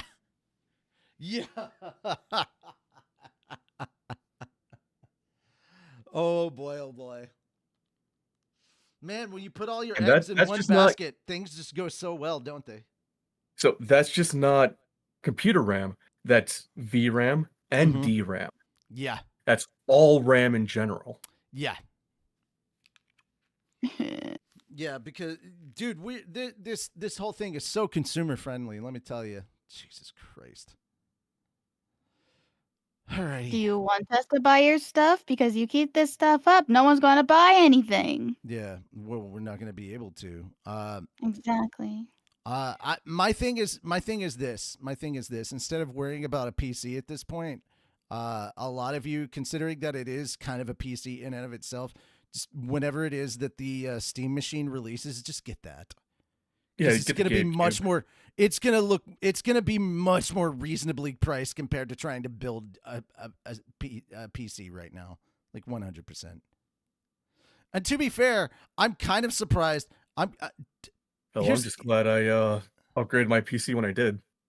The funny thing is, like, guys, I'm rocking DDR4 RAM. I'm not going to sit here and pretend that I have something good going, but like, my computer doesn't run badly has a for lot what I of lifespan left. Yeah, just a lot of people think that since DDR5 came out into like 2022, that that DDR4 would be outphased. When in reality, it still has a lot of life in it.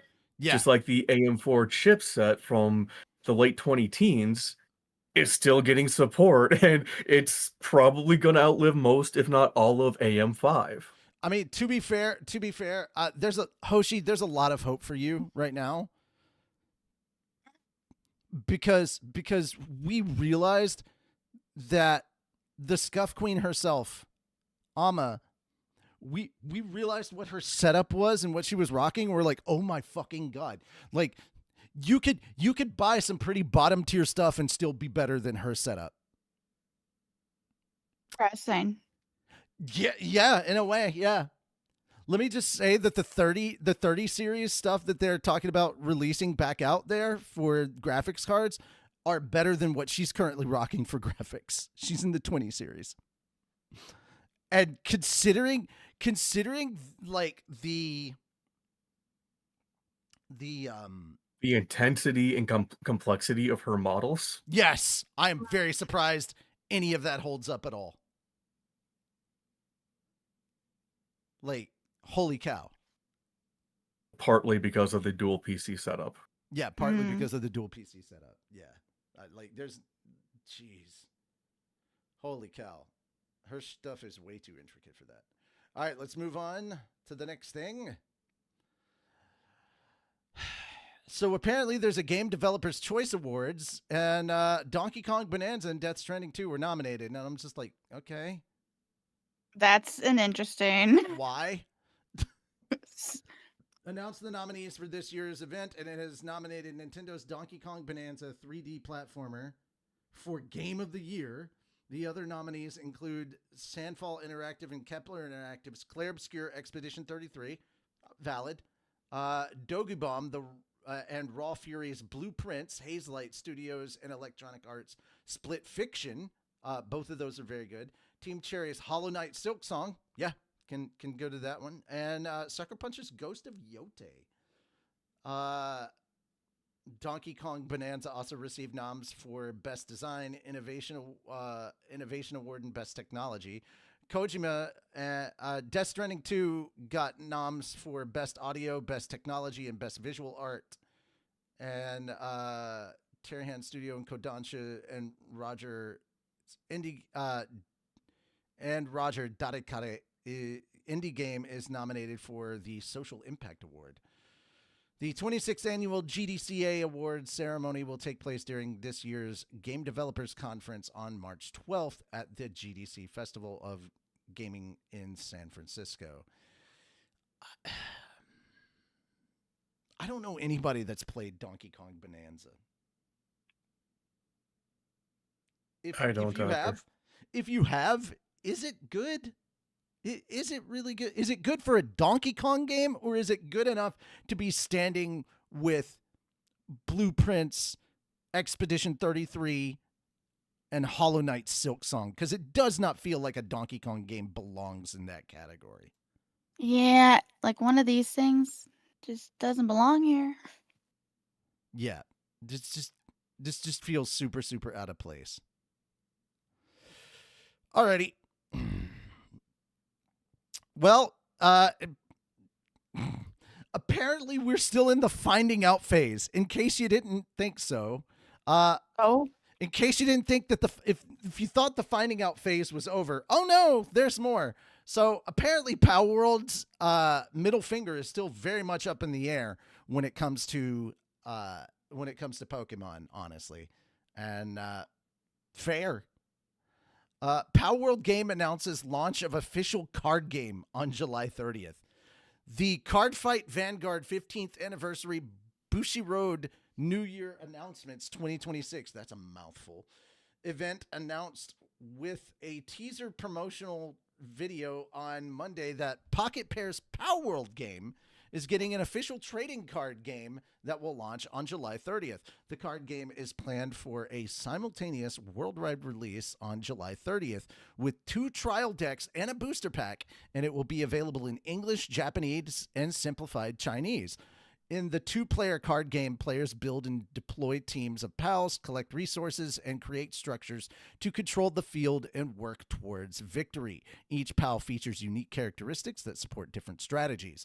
The card game will have pre-release demo sessions starting in spring at local game stores and conventions in Japan and international markets, starting at the Bushiroad Expo 2026 that will be held in Chicago. Additional demo sessions will be conducted at a Bushiroad Expo event starting in March, and a demo session will also be held at Card Game Festival 2026 in Tokyo this May. Organized play at local game stores and regional tournaments worldwide have also been confirmed for the card game. Regional qualifier tournaments will begin in fall, and qualified players will compete for the World Championship title at Card Game Festival 2027. The rest is just backstory on PalWorld. Like, Pocket Pair does not give a F at this point. They're like, anything Pokemon can do, we can do. And they're just holding that middle. It's literally the meme of, I hope you can see this because I'm doing it as hard as I can, with the middle finger raised very, very stiffly up. Yeah. Thoughts? Like, Goddamn right, about damn time. Somebody's coming for the throne. Anyway. Somebody needs to knock fucking Pokemon off their goddamn throne so that way they actually do some innovation. Yeah, because I feel like the newest game is just like, it's basically like one of the old games, but like really shrunk down, and they're just gonna be like, oh, it's new stuff, and really it's not new stuff. Oh, are you talking about Pokemon ZA? Yeah. Yeah, oh yeah. Dude, people up and down were complaining about that. It was like, dude, you had a chance to show up Pocket Pair, and you showed your ass. Oh, you mean the Pokemon game that 70% of the story was the tutorial and it only took like 6 minutes to go across the entire city? Yes, that. Yeah. Oh, dude. Yeah, it was that. So Like, yeah. This looked cool. The little bit that I played of PalWorld, it's not bad. Yeah. I mean, the thing is, I would love to play PalWorld with more people if we could get like a group of us together and we were like, hey, this day every month we'll jump into PalWorld and just keep going, because I know that they've added more stuff since the last time I played, and I'm like, the ultimate insult is if PalWorld got on the Switch. Yeah. That would be You're not ultimate wrong. insult. Yeah. Where Nintendo just gives in. Fine. It's like a little competition is healthy, and the fact that they're so pressed about it. You're like, oh man, it's so funny. Like, it baffles me. We haven't heard anything really on the lawsuit front since like the announcement that the U.S. and Japanese patents were being re-examined and could potentially be overturned because they were far too vague. Yeah. So. And they got pushed through far too quickly. Yeah. So. All right, we're finally on to the anime side of things. Good news, guys. We got a teaser for season 2 of Clevitas. Yes. So I have not looked at this. What we're going to do is we're going to play it and give our thoughts. I want to see what this is all about. はじめまして。ハイデンから来たアリサ・スレイハントです。Okay. I'm so surprised because I forgot that we watched this in English because it came out both in English and Japanese same day. And I'm so like, the voice change. So the voice change is throwing me off a little bit. ハイデンから来たクレンバーティスだ。よろしく頼む。新任の先生でしょ？なんでこんなことに。Oh, it's the freaking the fucking magnetic girl. She's in there too. Yes. All right, this is really funny. I need to get caught up. This is the school arc I needed. I need to get caught up. You haven't finished the story? You haven't finished the first season? Oh, it's so good. Please. I need to. こんなことに。バラさない方が身のためだよ。この学校には何かある。僕はレイ・フォレスター。こいつらをかきやがれ。一人相手に二人がかり。それがエスリーの流儀なの。授業は遊びじゃない。2匹とも狩る。なかなか興味深い。She just bitch slapped a giant monster ape? Oh my god. Yeah. なかなか I've only known you for 5 seconds and I already love you. A couple times, Jesus. Hold on. She just gave that monster the Will Smith treatment. What the hell? No, it was to the left and then the backhand. Keep my husband's name.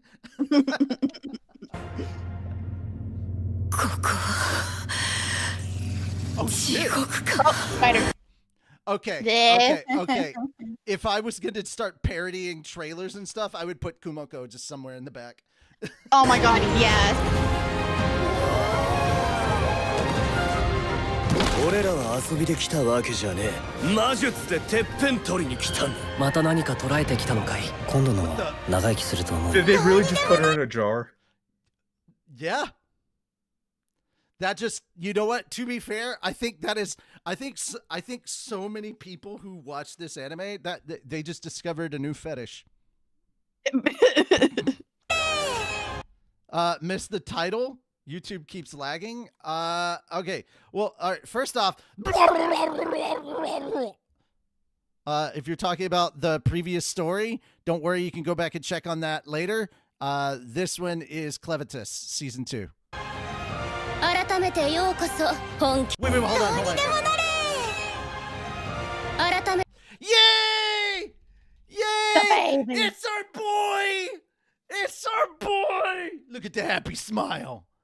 Look at that big happy smile. 改めてようこそ本気で魔術を志す者にとってここはそういう学校なの。僕の門がうずいて震えている。うぬらの望むものはここだ。欲しくば取りに来い。クレバテス2魔獣の音。Where's the girl, the other girl that that was with them, that was like the wet nurse or whatever? Did we see her in that? つわりの勇者でしょ。なんで体が縮んで拝殿顔になっているんですか。やっぱ気になる？7月より放送開始。Maybe hiding out somewhere? It says 7/2026, so we're getting this in August? July is 7th month, dude. No, that's right. Dude, why am I saying we are being... That was confusing. No, July. It's coming out in the summer. It's coming out in the summer lineup. We are being fed so well this season, and like all these seasons, really? This whole year. I'm letting it get several episodes ahead before I start watching it. I'm super excited for Hell's Paradise season 2. I have been wanting that for years. Hell's Paradise, the first season of Hell's Paradise was so good. Guys, if you want to see something kind of dark, supernatural, but with some badass action that's really well animated, please go watch that. So now that we've watched this trailer, thoughts other than yes. I think we kind of sort of gave our thoughts on the on like during the watching, but yes. What's up? I'm here for it. I'm ready for it. I am excited. Getting a season 2 so quickly after the first one came out, like holy, because some animes it's like, oh, we wait years. Whereas this one it's like, oh, it's basically almost the next year or somewhat. And I'm like, oh my god, yes. Case in point, we're getting Tanya season 2 this year, and it's been 9 years since season 1. Super excited. Like I said, this year we are being fed scrumptious meals, and I'm here for it. Yes. I'm loving it. This is the year of anime. Let's freaking go, peoples! All right. Fenris? This is one of those shows we watched together and reviewed. What are your thoughts on the season 2 teaser? I can't wait. Eloquent, sir, and 100% in agreement. Yes. 10 out of 10. 10 out of 10. No notes whatsoever. All right, you have the next 3 stories, my dude. If you want to summarize them instead of just running through everything, that's fine. However you want to handle them, you go for it. My type of summary, or like the socially acceptable type of summary? It's your story. Go for it. Okay, story 1. The reason why I still want to go to Japan. Yeah. Number 1, Story Sapporo 2. Ice Festival. Number 2. Story 2. Gundam's Hathaway film special trailer reveals opening song by R&B artist SCA. SZA. I Yeah. Did you see the Kendrick Lamar halftime performance? Nope. Oh, damn. I I really don't wish watch you had. sports ball. Oh, you don't? No. I didn't. Nobody. Just a halftime show. Because That's still sports ball. No, it's not. It's not. It's, at the Super Bowl, that is not the same thing. But especially because Listen, like there's he sports literally ball in he it, smiled. therefore it's sports ball. No, dude, he straight up looked at the camera and said, "Say Drake, I hear you like I'm young," and just was like, "Go ahead, try and sue me, bitch." It was so good and so petty. But yeah, SZA is an R&B artist, obviously, and it's cool that she is going to be doing an opening theme song for an anime, especially a Gundam one. That's dope. I like that. I'll have to look at that. And the trailer they have in the second article, fucking gorgeous. Is it? Okay, let me look at it real quick. I haven't looked at it yet. And I've been waiting so long for the second movie in the trilogy. すまないが、今の我々には前に進むしかないんだ。 That looks. Like this is, you can tell some of it is CGI, but man, is it done so well. Okay, on the ship right there. As a fan of Mecha, I think you've watched this, but a lot of the stuff that we saw on like that ship right there kind of reminded me of Gargantia in the Verundus planet. Which, guys, if you have not watched that, you need to watch that. It's such a good anime. It's just a 12-episode series. It's a quick watch. It's so good. It's so good. Anyway. The animation looks freaking fantastic. Even with the CG, it looks beautiful. Like the CG is so well masked. It's okay. Some of it's hard to tell it's actually CG. Okay. Somebody here. Let's go back to that. Yeah, right here. This and this next shot. Oh yeah, somebody on this staff that pitched this and then animate. Somebody here has seen Gargantia and is a fan of it, because that is just screaming Gargantia. Yep.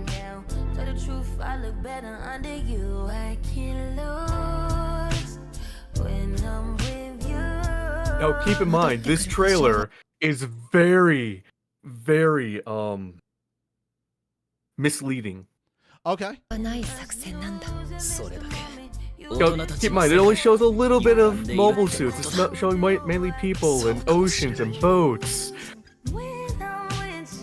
Yeah, I've read the Hathaway trilogy. It gets bloody. Oh yeah, I don't doubt it. It's Gundam. I'm not surprised. Like the first Hathaway movie, very well done, and this right here is the part that I'm excited for. Coming to theaters across the U.S. Hell yeah, dude. Considering I'm a this sad. is a Netflix production. Yeah, I'm a little sad. We did not go and see the Gundam double feature on Tuesday, and I'll get to that. But yeah, we didn't go see it, and I'll tell you why in a bit. But yeah. So is that it for you? Just covering the first story? I wish I could go to Japan for this. And I was like, yeah. There's a Gundam Hathaway thing that they're doing.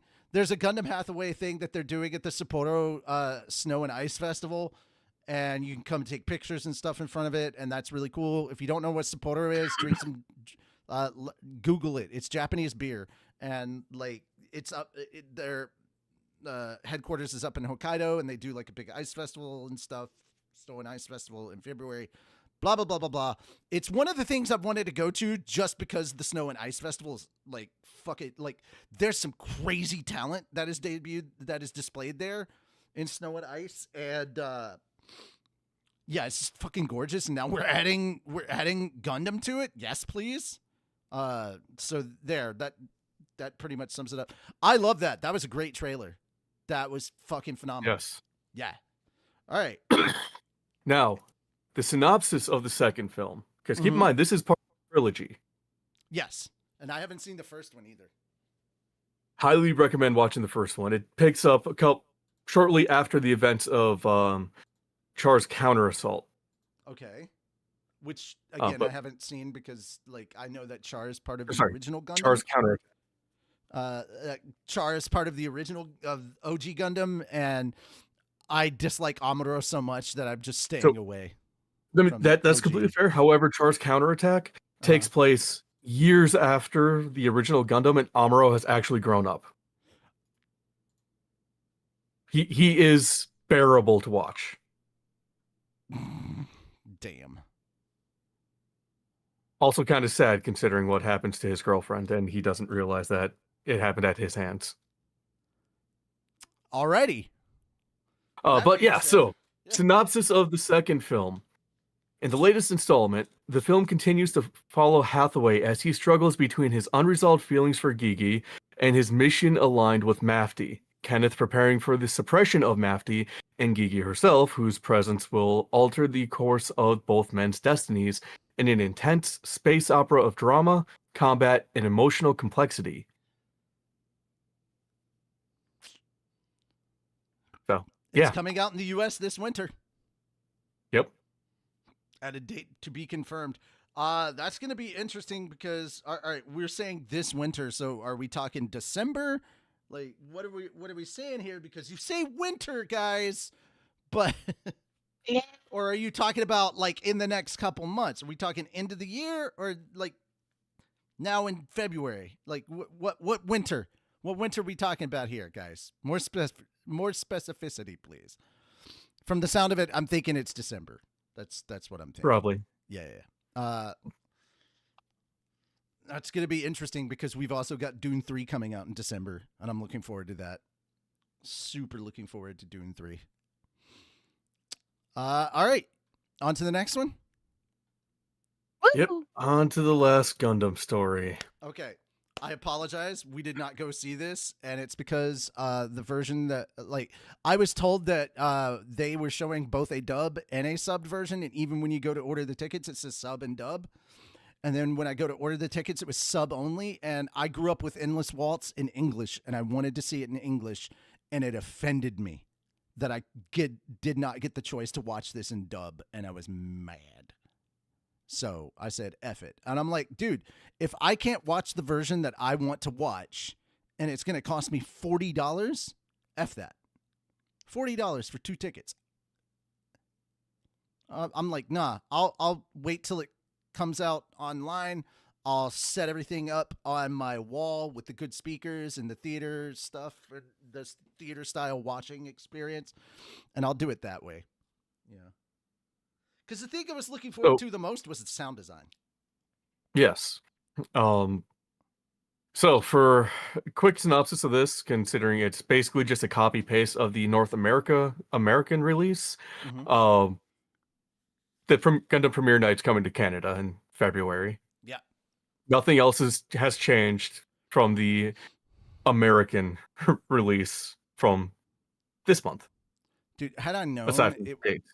Because they were saying Tuesday they were showing the dub, and they were like, "Oh, sub only," and I'm like, "Fucking hell." Yeah. It was really annoying. More specificity, please. Because it was Monday. I would have skipped out on light novel reading to go watch it. Absolutely would have. Yeah. All right. Petals of Reincarnation. This looked really interesting. And it's got an April release date. So Pony Canyon and High Dive announced on Saturday the television anime adaptation of Mikihisa Konishi's Petals of Reincarnation manga will debut in April. And automatically it had my attention because this is a High Dive series. And High Dive puts out some really dope anime. High Dive does not shy away from blood, violence, and other mature themes. Yeah. By the way, they guys, openly embrace it. Both episode 2 of both Hell Game and Reincarnated as a Dragon. Hell Mode. Yeah, Hell Mode. Sorry, Hell Mode and Reincarnated as a Dragon are out. If you have not checked out those series, please do. They're very good. That's all I've got to say about that. But yeah, they're up on High Dive, And we'll be covering one more high dive topic shortly.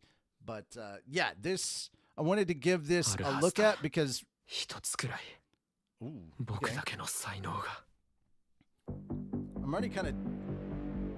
All right, I'm digging the music good. I like the music. It's got kind of an old school style animation. I'm digging. Yeah, just pay attention to the names.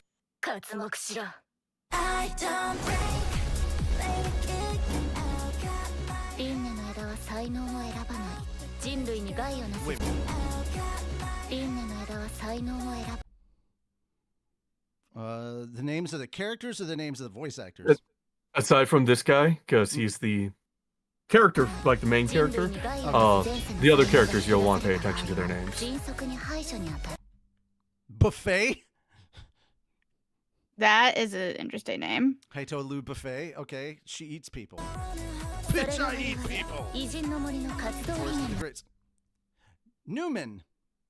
John V. Newman. Okay.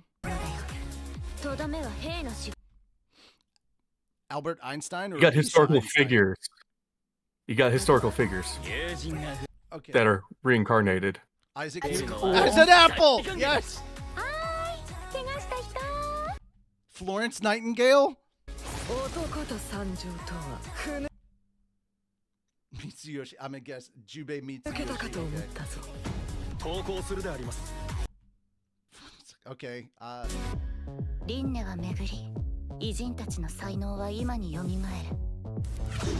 Alright. Okay. That's very interesting. I have no idea what this is about, but the concept intrigues me. I mean it just for the music. Yeah, that was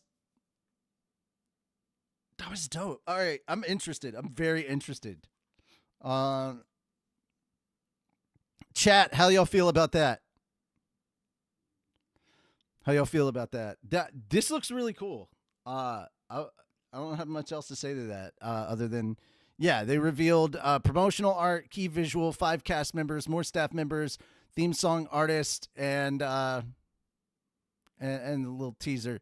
Oh, this little elf-looking girl in the wheelchair. Okay. That's Newman. That's Newman. Okay.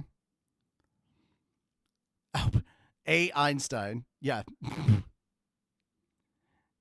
I. Newton. F. Nightingale. Okay.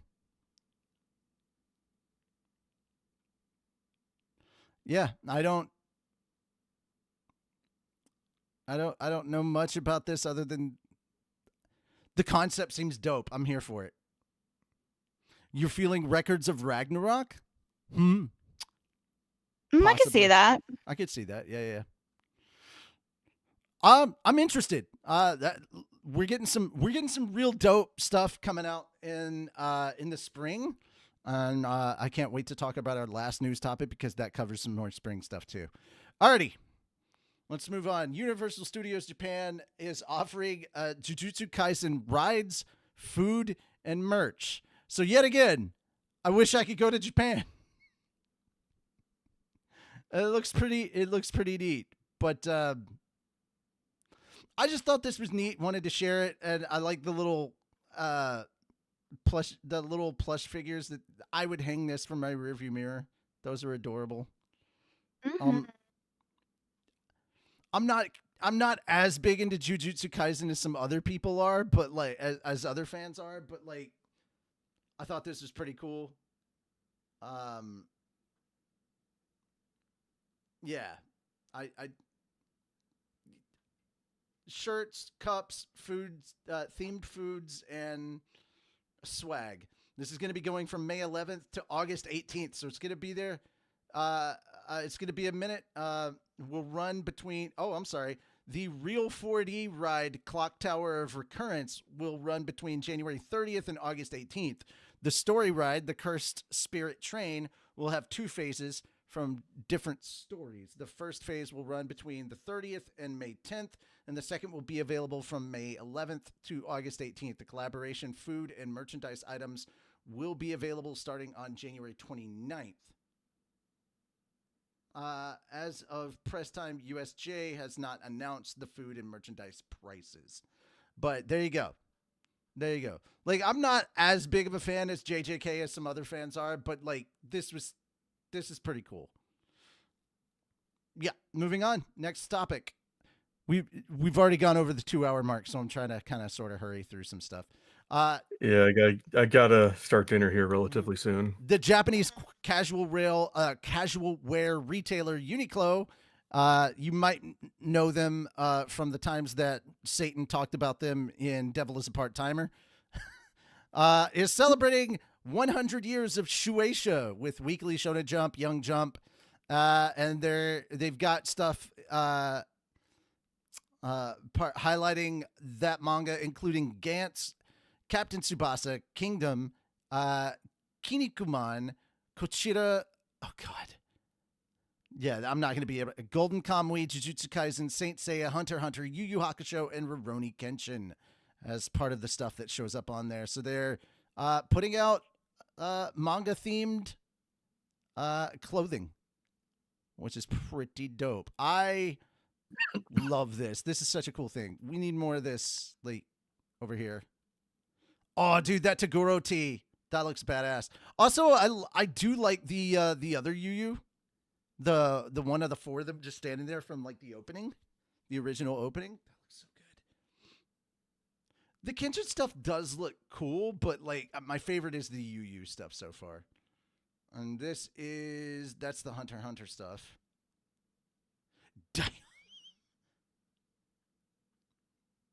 Okay, I like the one with all the different hunters, the bottom left one right here. I really like that one the best out of those. But yeah. And for JJK, we've got 4 options as well, including Gojo without the glasses. He can see without his glasses. It's okay. But yeah. I thought this was pretty cool and just wanted to share that with you guys. Please click on the link if you want to know more about this, because we're not going to be able to cover everything. All right. NHK is airing a Paralympic anime short with characters designed by Hiro Fujiwara. So yeah, I saw this and I was like, huh. Interesting. The series, previous shorts in the series collaborated with Captain Tsubasa for blind soccer, Baby Steps with wheelchair tennis, and Ashitano Joe artist Tetsuya Chiba for wheelchair rugby, and Yowamushi Pedal for paracycling, among others. Which is, I know a lot of these shows, Baby Steps, Ashitano Joe, Yowamushi Pedal. Those are a lot of sports anime that I find really interesting or had a really neat concept. And the animation for those was really good. I just was like, huh.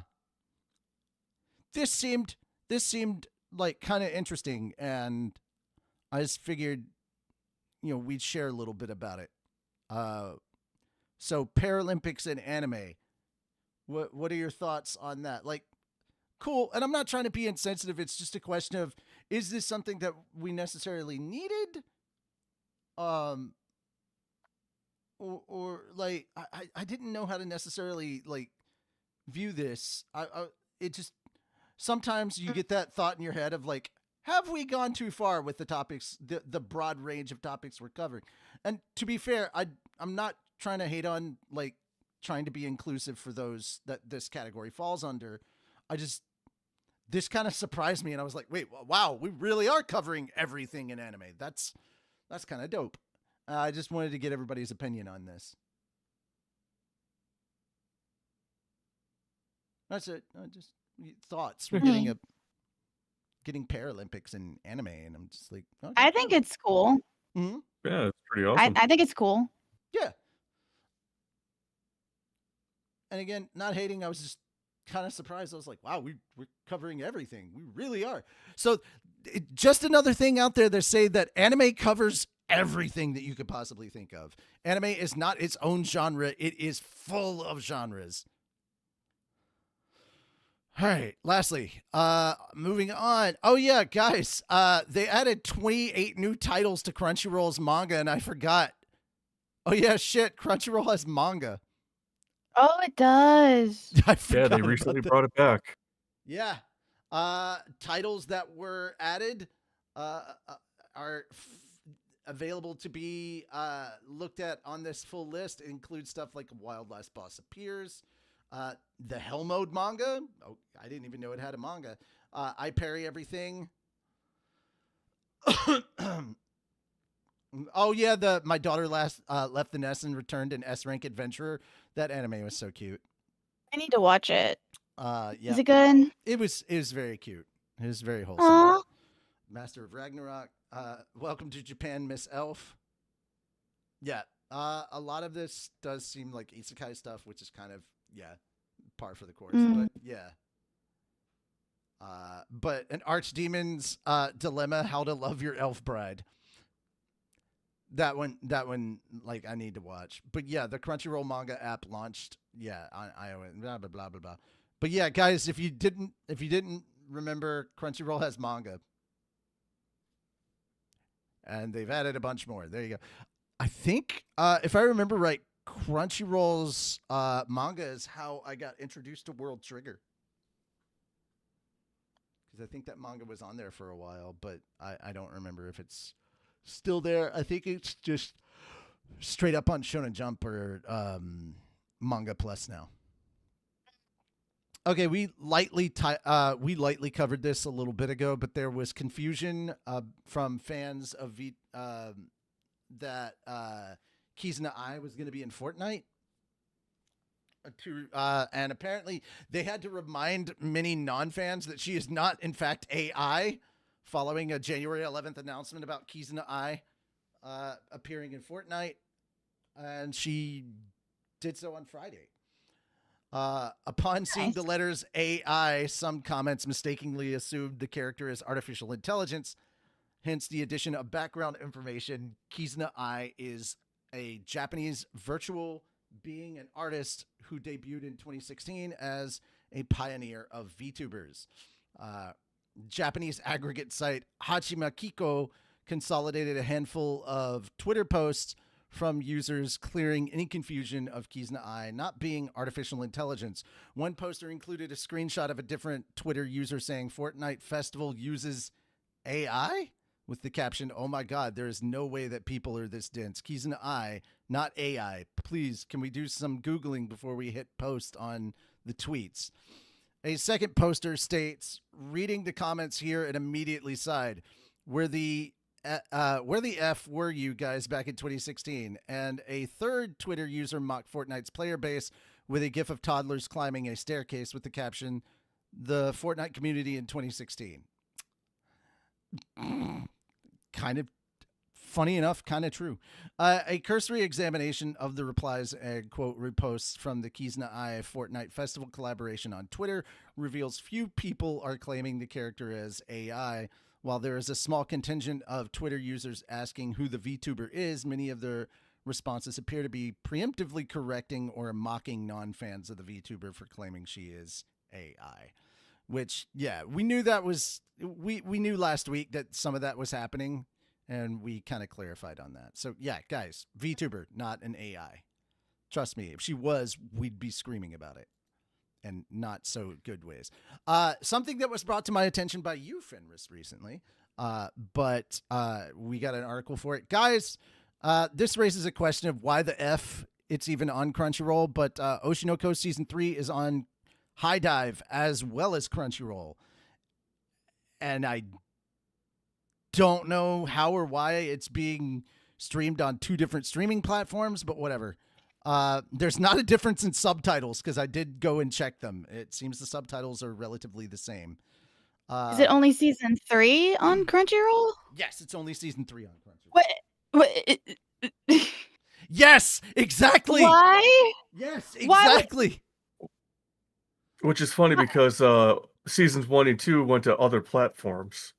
Yeah, they're on. They're also on Netflix, right? I think so. Yeah, My they're brain still hurt. also Which on High Netflix Dive. does not get season 3. They're still also on High Dive, but to be fair, Oshinoko season 1 and 2 happened after the simulcasting. So yes, even though a certain time after simulcasting. It's funny because I went back and rewatch part of season 1 and watch the entire ending video, the ending song, ending clips. Mm-hmm. And man, they foreshadowed the ending of the manga so hard in it. Yeah, there's also outrage from some people in the community, the manga readers, about like going and watching the first episode and just seeing like the emotional depth that's going on when Aqua talks about like the reason he's putting space between himself and Kana because he's worried for her and he doesn't want like he doesn't want to repeat fan. of I. Yeah, he doesn't want a repeat of I, and like how hard that hits, and it's just like, God damn, you forget how good the writing is, and then people are like, and then you get that ending, which is just so not in line with the writing from the rest of the series, and I'm like, okay, I were they not paying attention? Yeah, the writing at the end of the series I felt was the same, but like, okay, you are entitled to your incorrect opinion. It is. You just don't like how it ended. That doesn't mean the writing was bad. You just don't like that it ended that way. And I'm like, whatever. To be fair, though, the ending made me feel kind of meh. Like, it fit with the character, but it made me feel meh, as opposed to the rest of the entire series, which had me on the edge of my seat. And I was like, yeah, I did feel let down by the ending, but I also recognized because I wanted it to end differently, So that's on me. All I can really say is poor Ruby having her heart broken 4 times in that series. God damn it. 3 by the same person. Not even that. Dude, the person I felt the most for was Kana. Arima Kana. God dang, dude. Dude. Anyway. Also, guys, we're getting more Konosuba. Konosuba Season 4 is officially confirmed. It was confirmed on Tuesday that the franchise's previously announced sequel anime is a 4th television anime series. The staff will also commemorate the anime's 10th anniversary with a new visual and announced a new mobile PC game. Can you believe it's been 10 years since Konosuba started? Holy cow. Where has the time It's still gone? as good as the day I remember it. Now, all they did was confirm it. They're not saying anything about when, so it's probably a next year or 2 years kind of thing. But we're excited about this announcement. We like Konosuba here. Yeah, just remember, guys. Fight on, my little prostitutes. Yeah. All right. But you have to make money for your organization. Also true. Yeah. Mm. All right. Manga research company Kamiki launches English manga platform.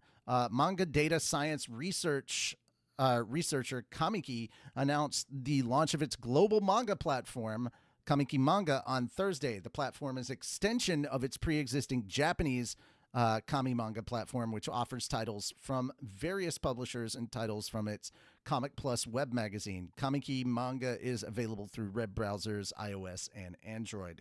And it includes titles from Bushiroad's Works, Jitsugyo no Nihon Sha, KTC, Ozada Publishing Company, and Fusosha, with more publishers to be added. There you go. So more manga over here in the West is always a good thing. Okay. We got a little bit of Oscars news, which is something I wasn't thinking we were going to be talking about. The official YouTube channel for the Academy Awards began streaming an English subtitled behind-the-scenes video of the first Demon Slayer anime film on Sunday, or the first Demon Slayer Infinity Castle anime film on Sunday. The video shows many of the key frame drawings from the film and highlights the production pipeline for the film and Ufotable projects in general. The video shows how CGI and digital effects complements hand-drawn animation.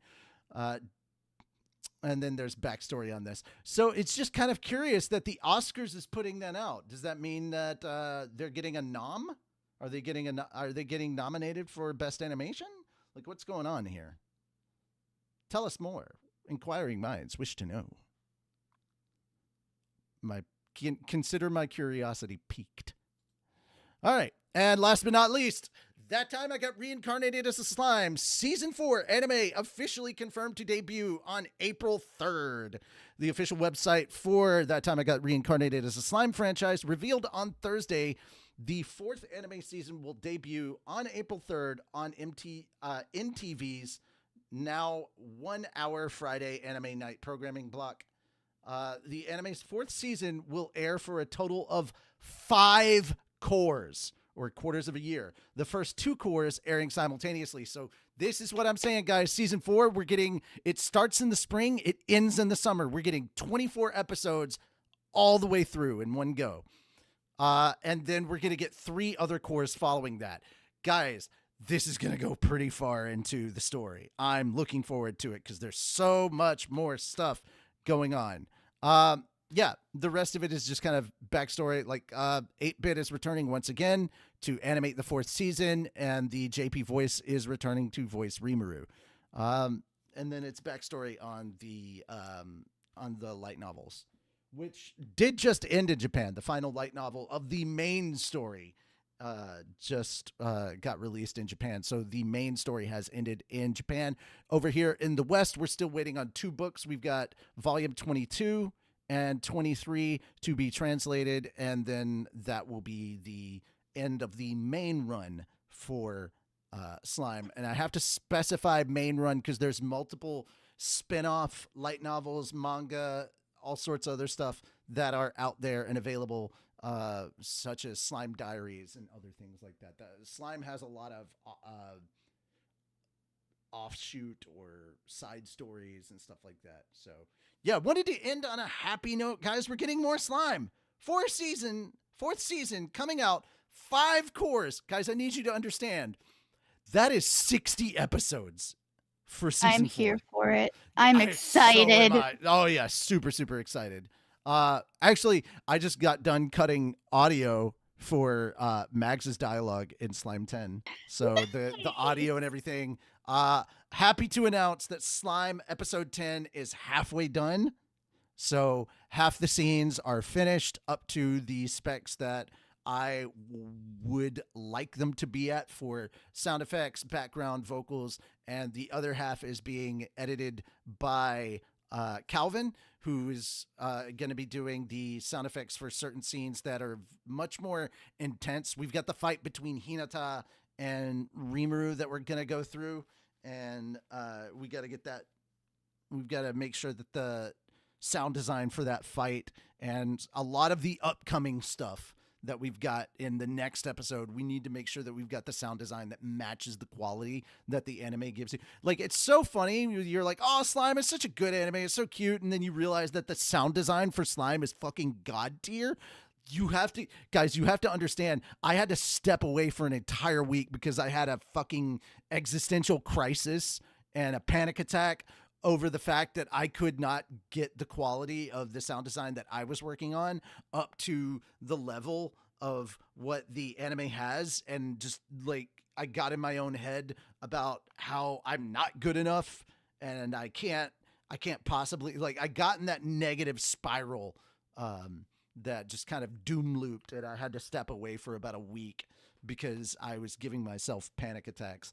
So you guys, truly, I need y'all to understand, if you have not checked it out, or if you need a refresher, just go watch some of the fight moments in season 2 of Slime and listen to that audio play out in the sound design. Holy shit, it is good. That being said, hope you're looking forward to it. So Slime's going to take a little bit longer. We're hoping to have it done by the end of the month, more or less ready to go for that, and have it up on Patreon, hopefully by the end of the month. But this is a fingers crossed kind of thing. Don't hold your breath. It'll get here when it gets here, but we're hoping to have it out around that time. That's not a set date. It's just, we'd like it if it was. If it's not, well, we'll let it cook for a little bit longer. We'd rather not rush and turn in a bad product. You know what I'm saying?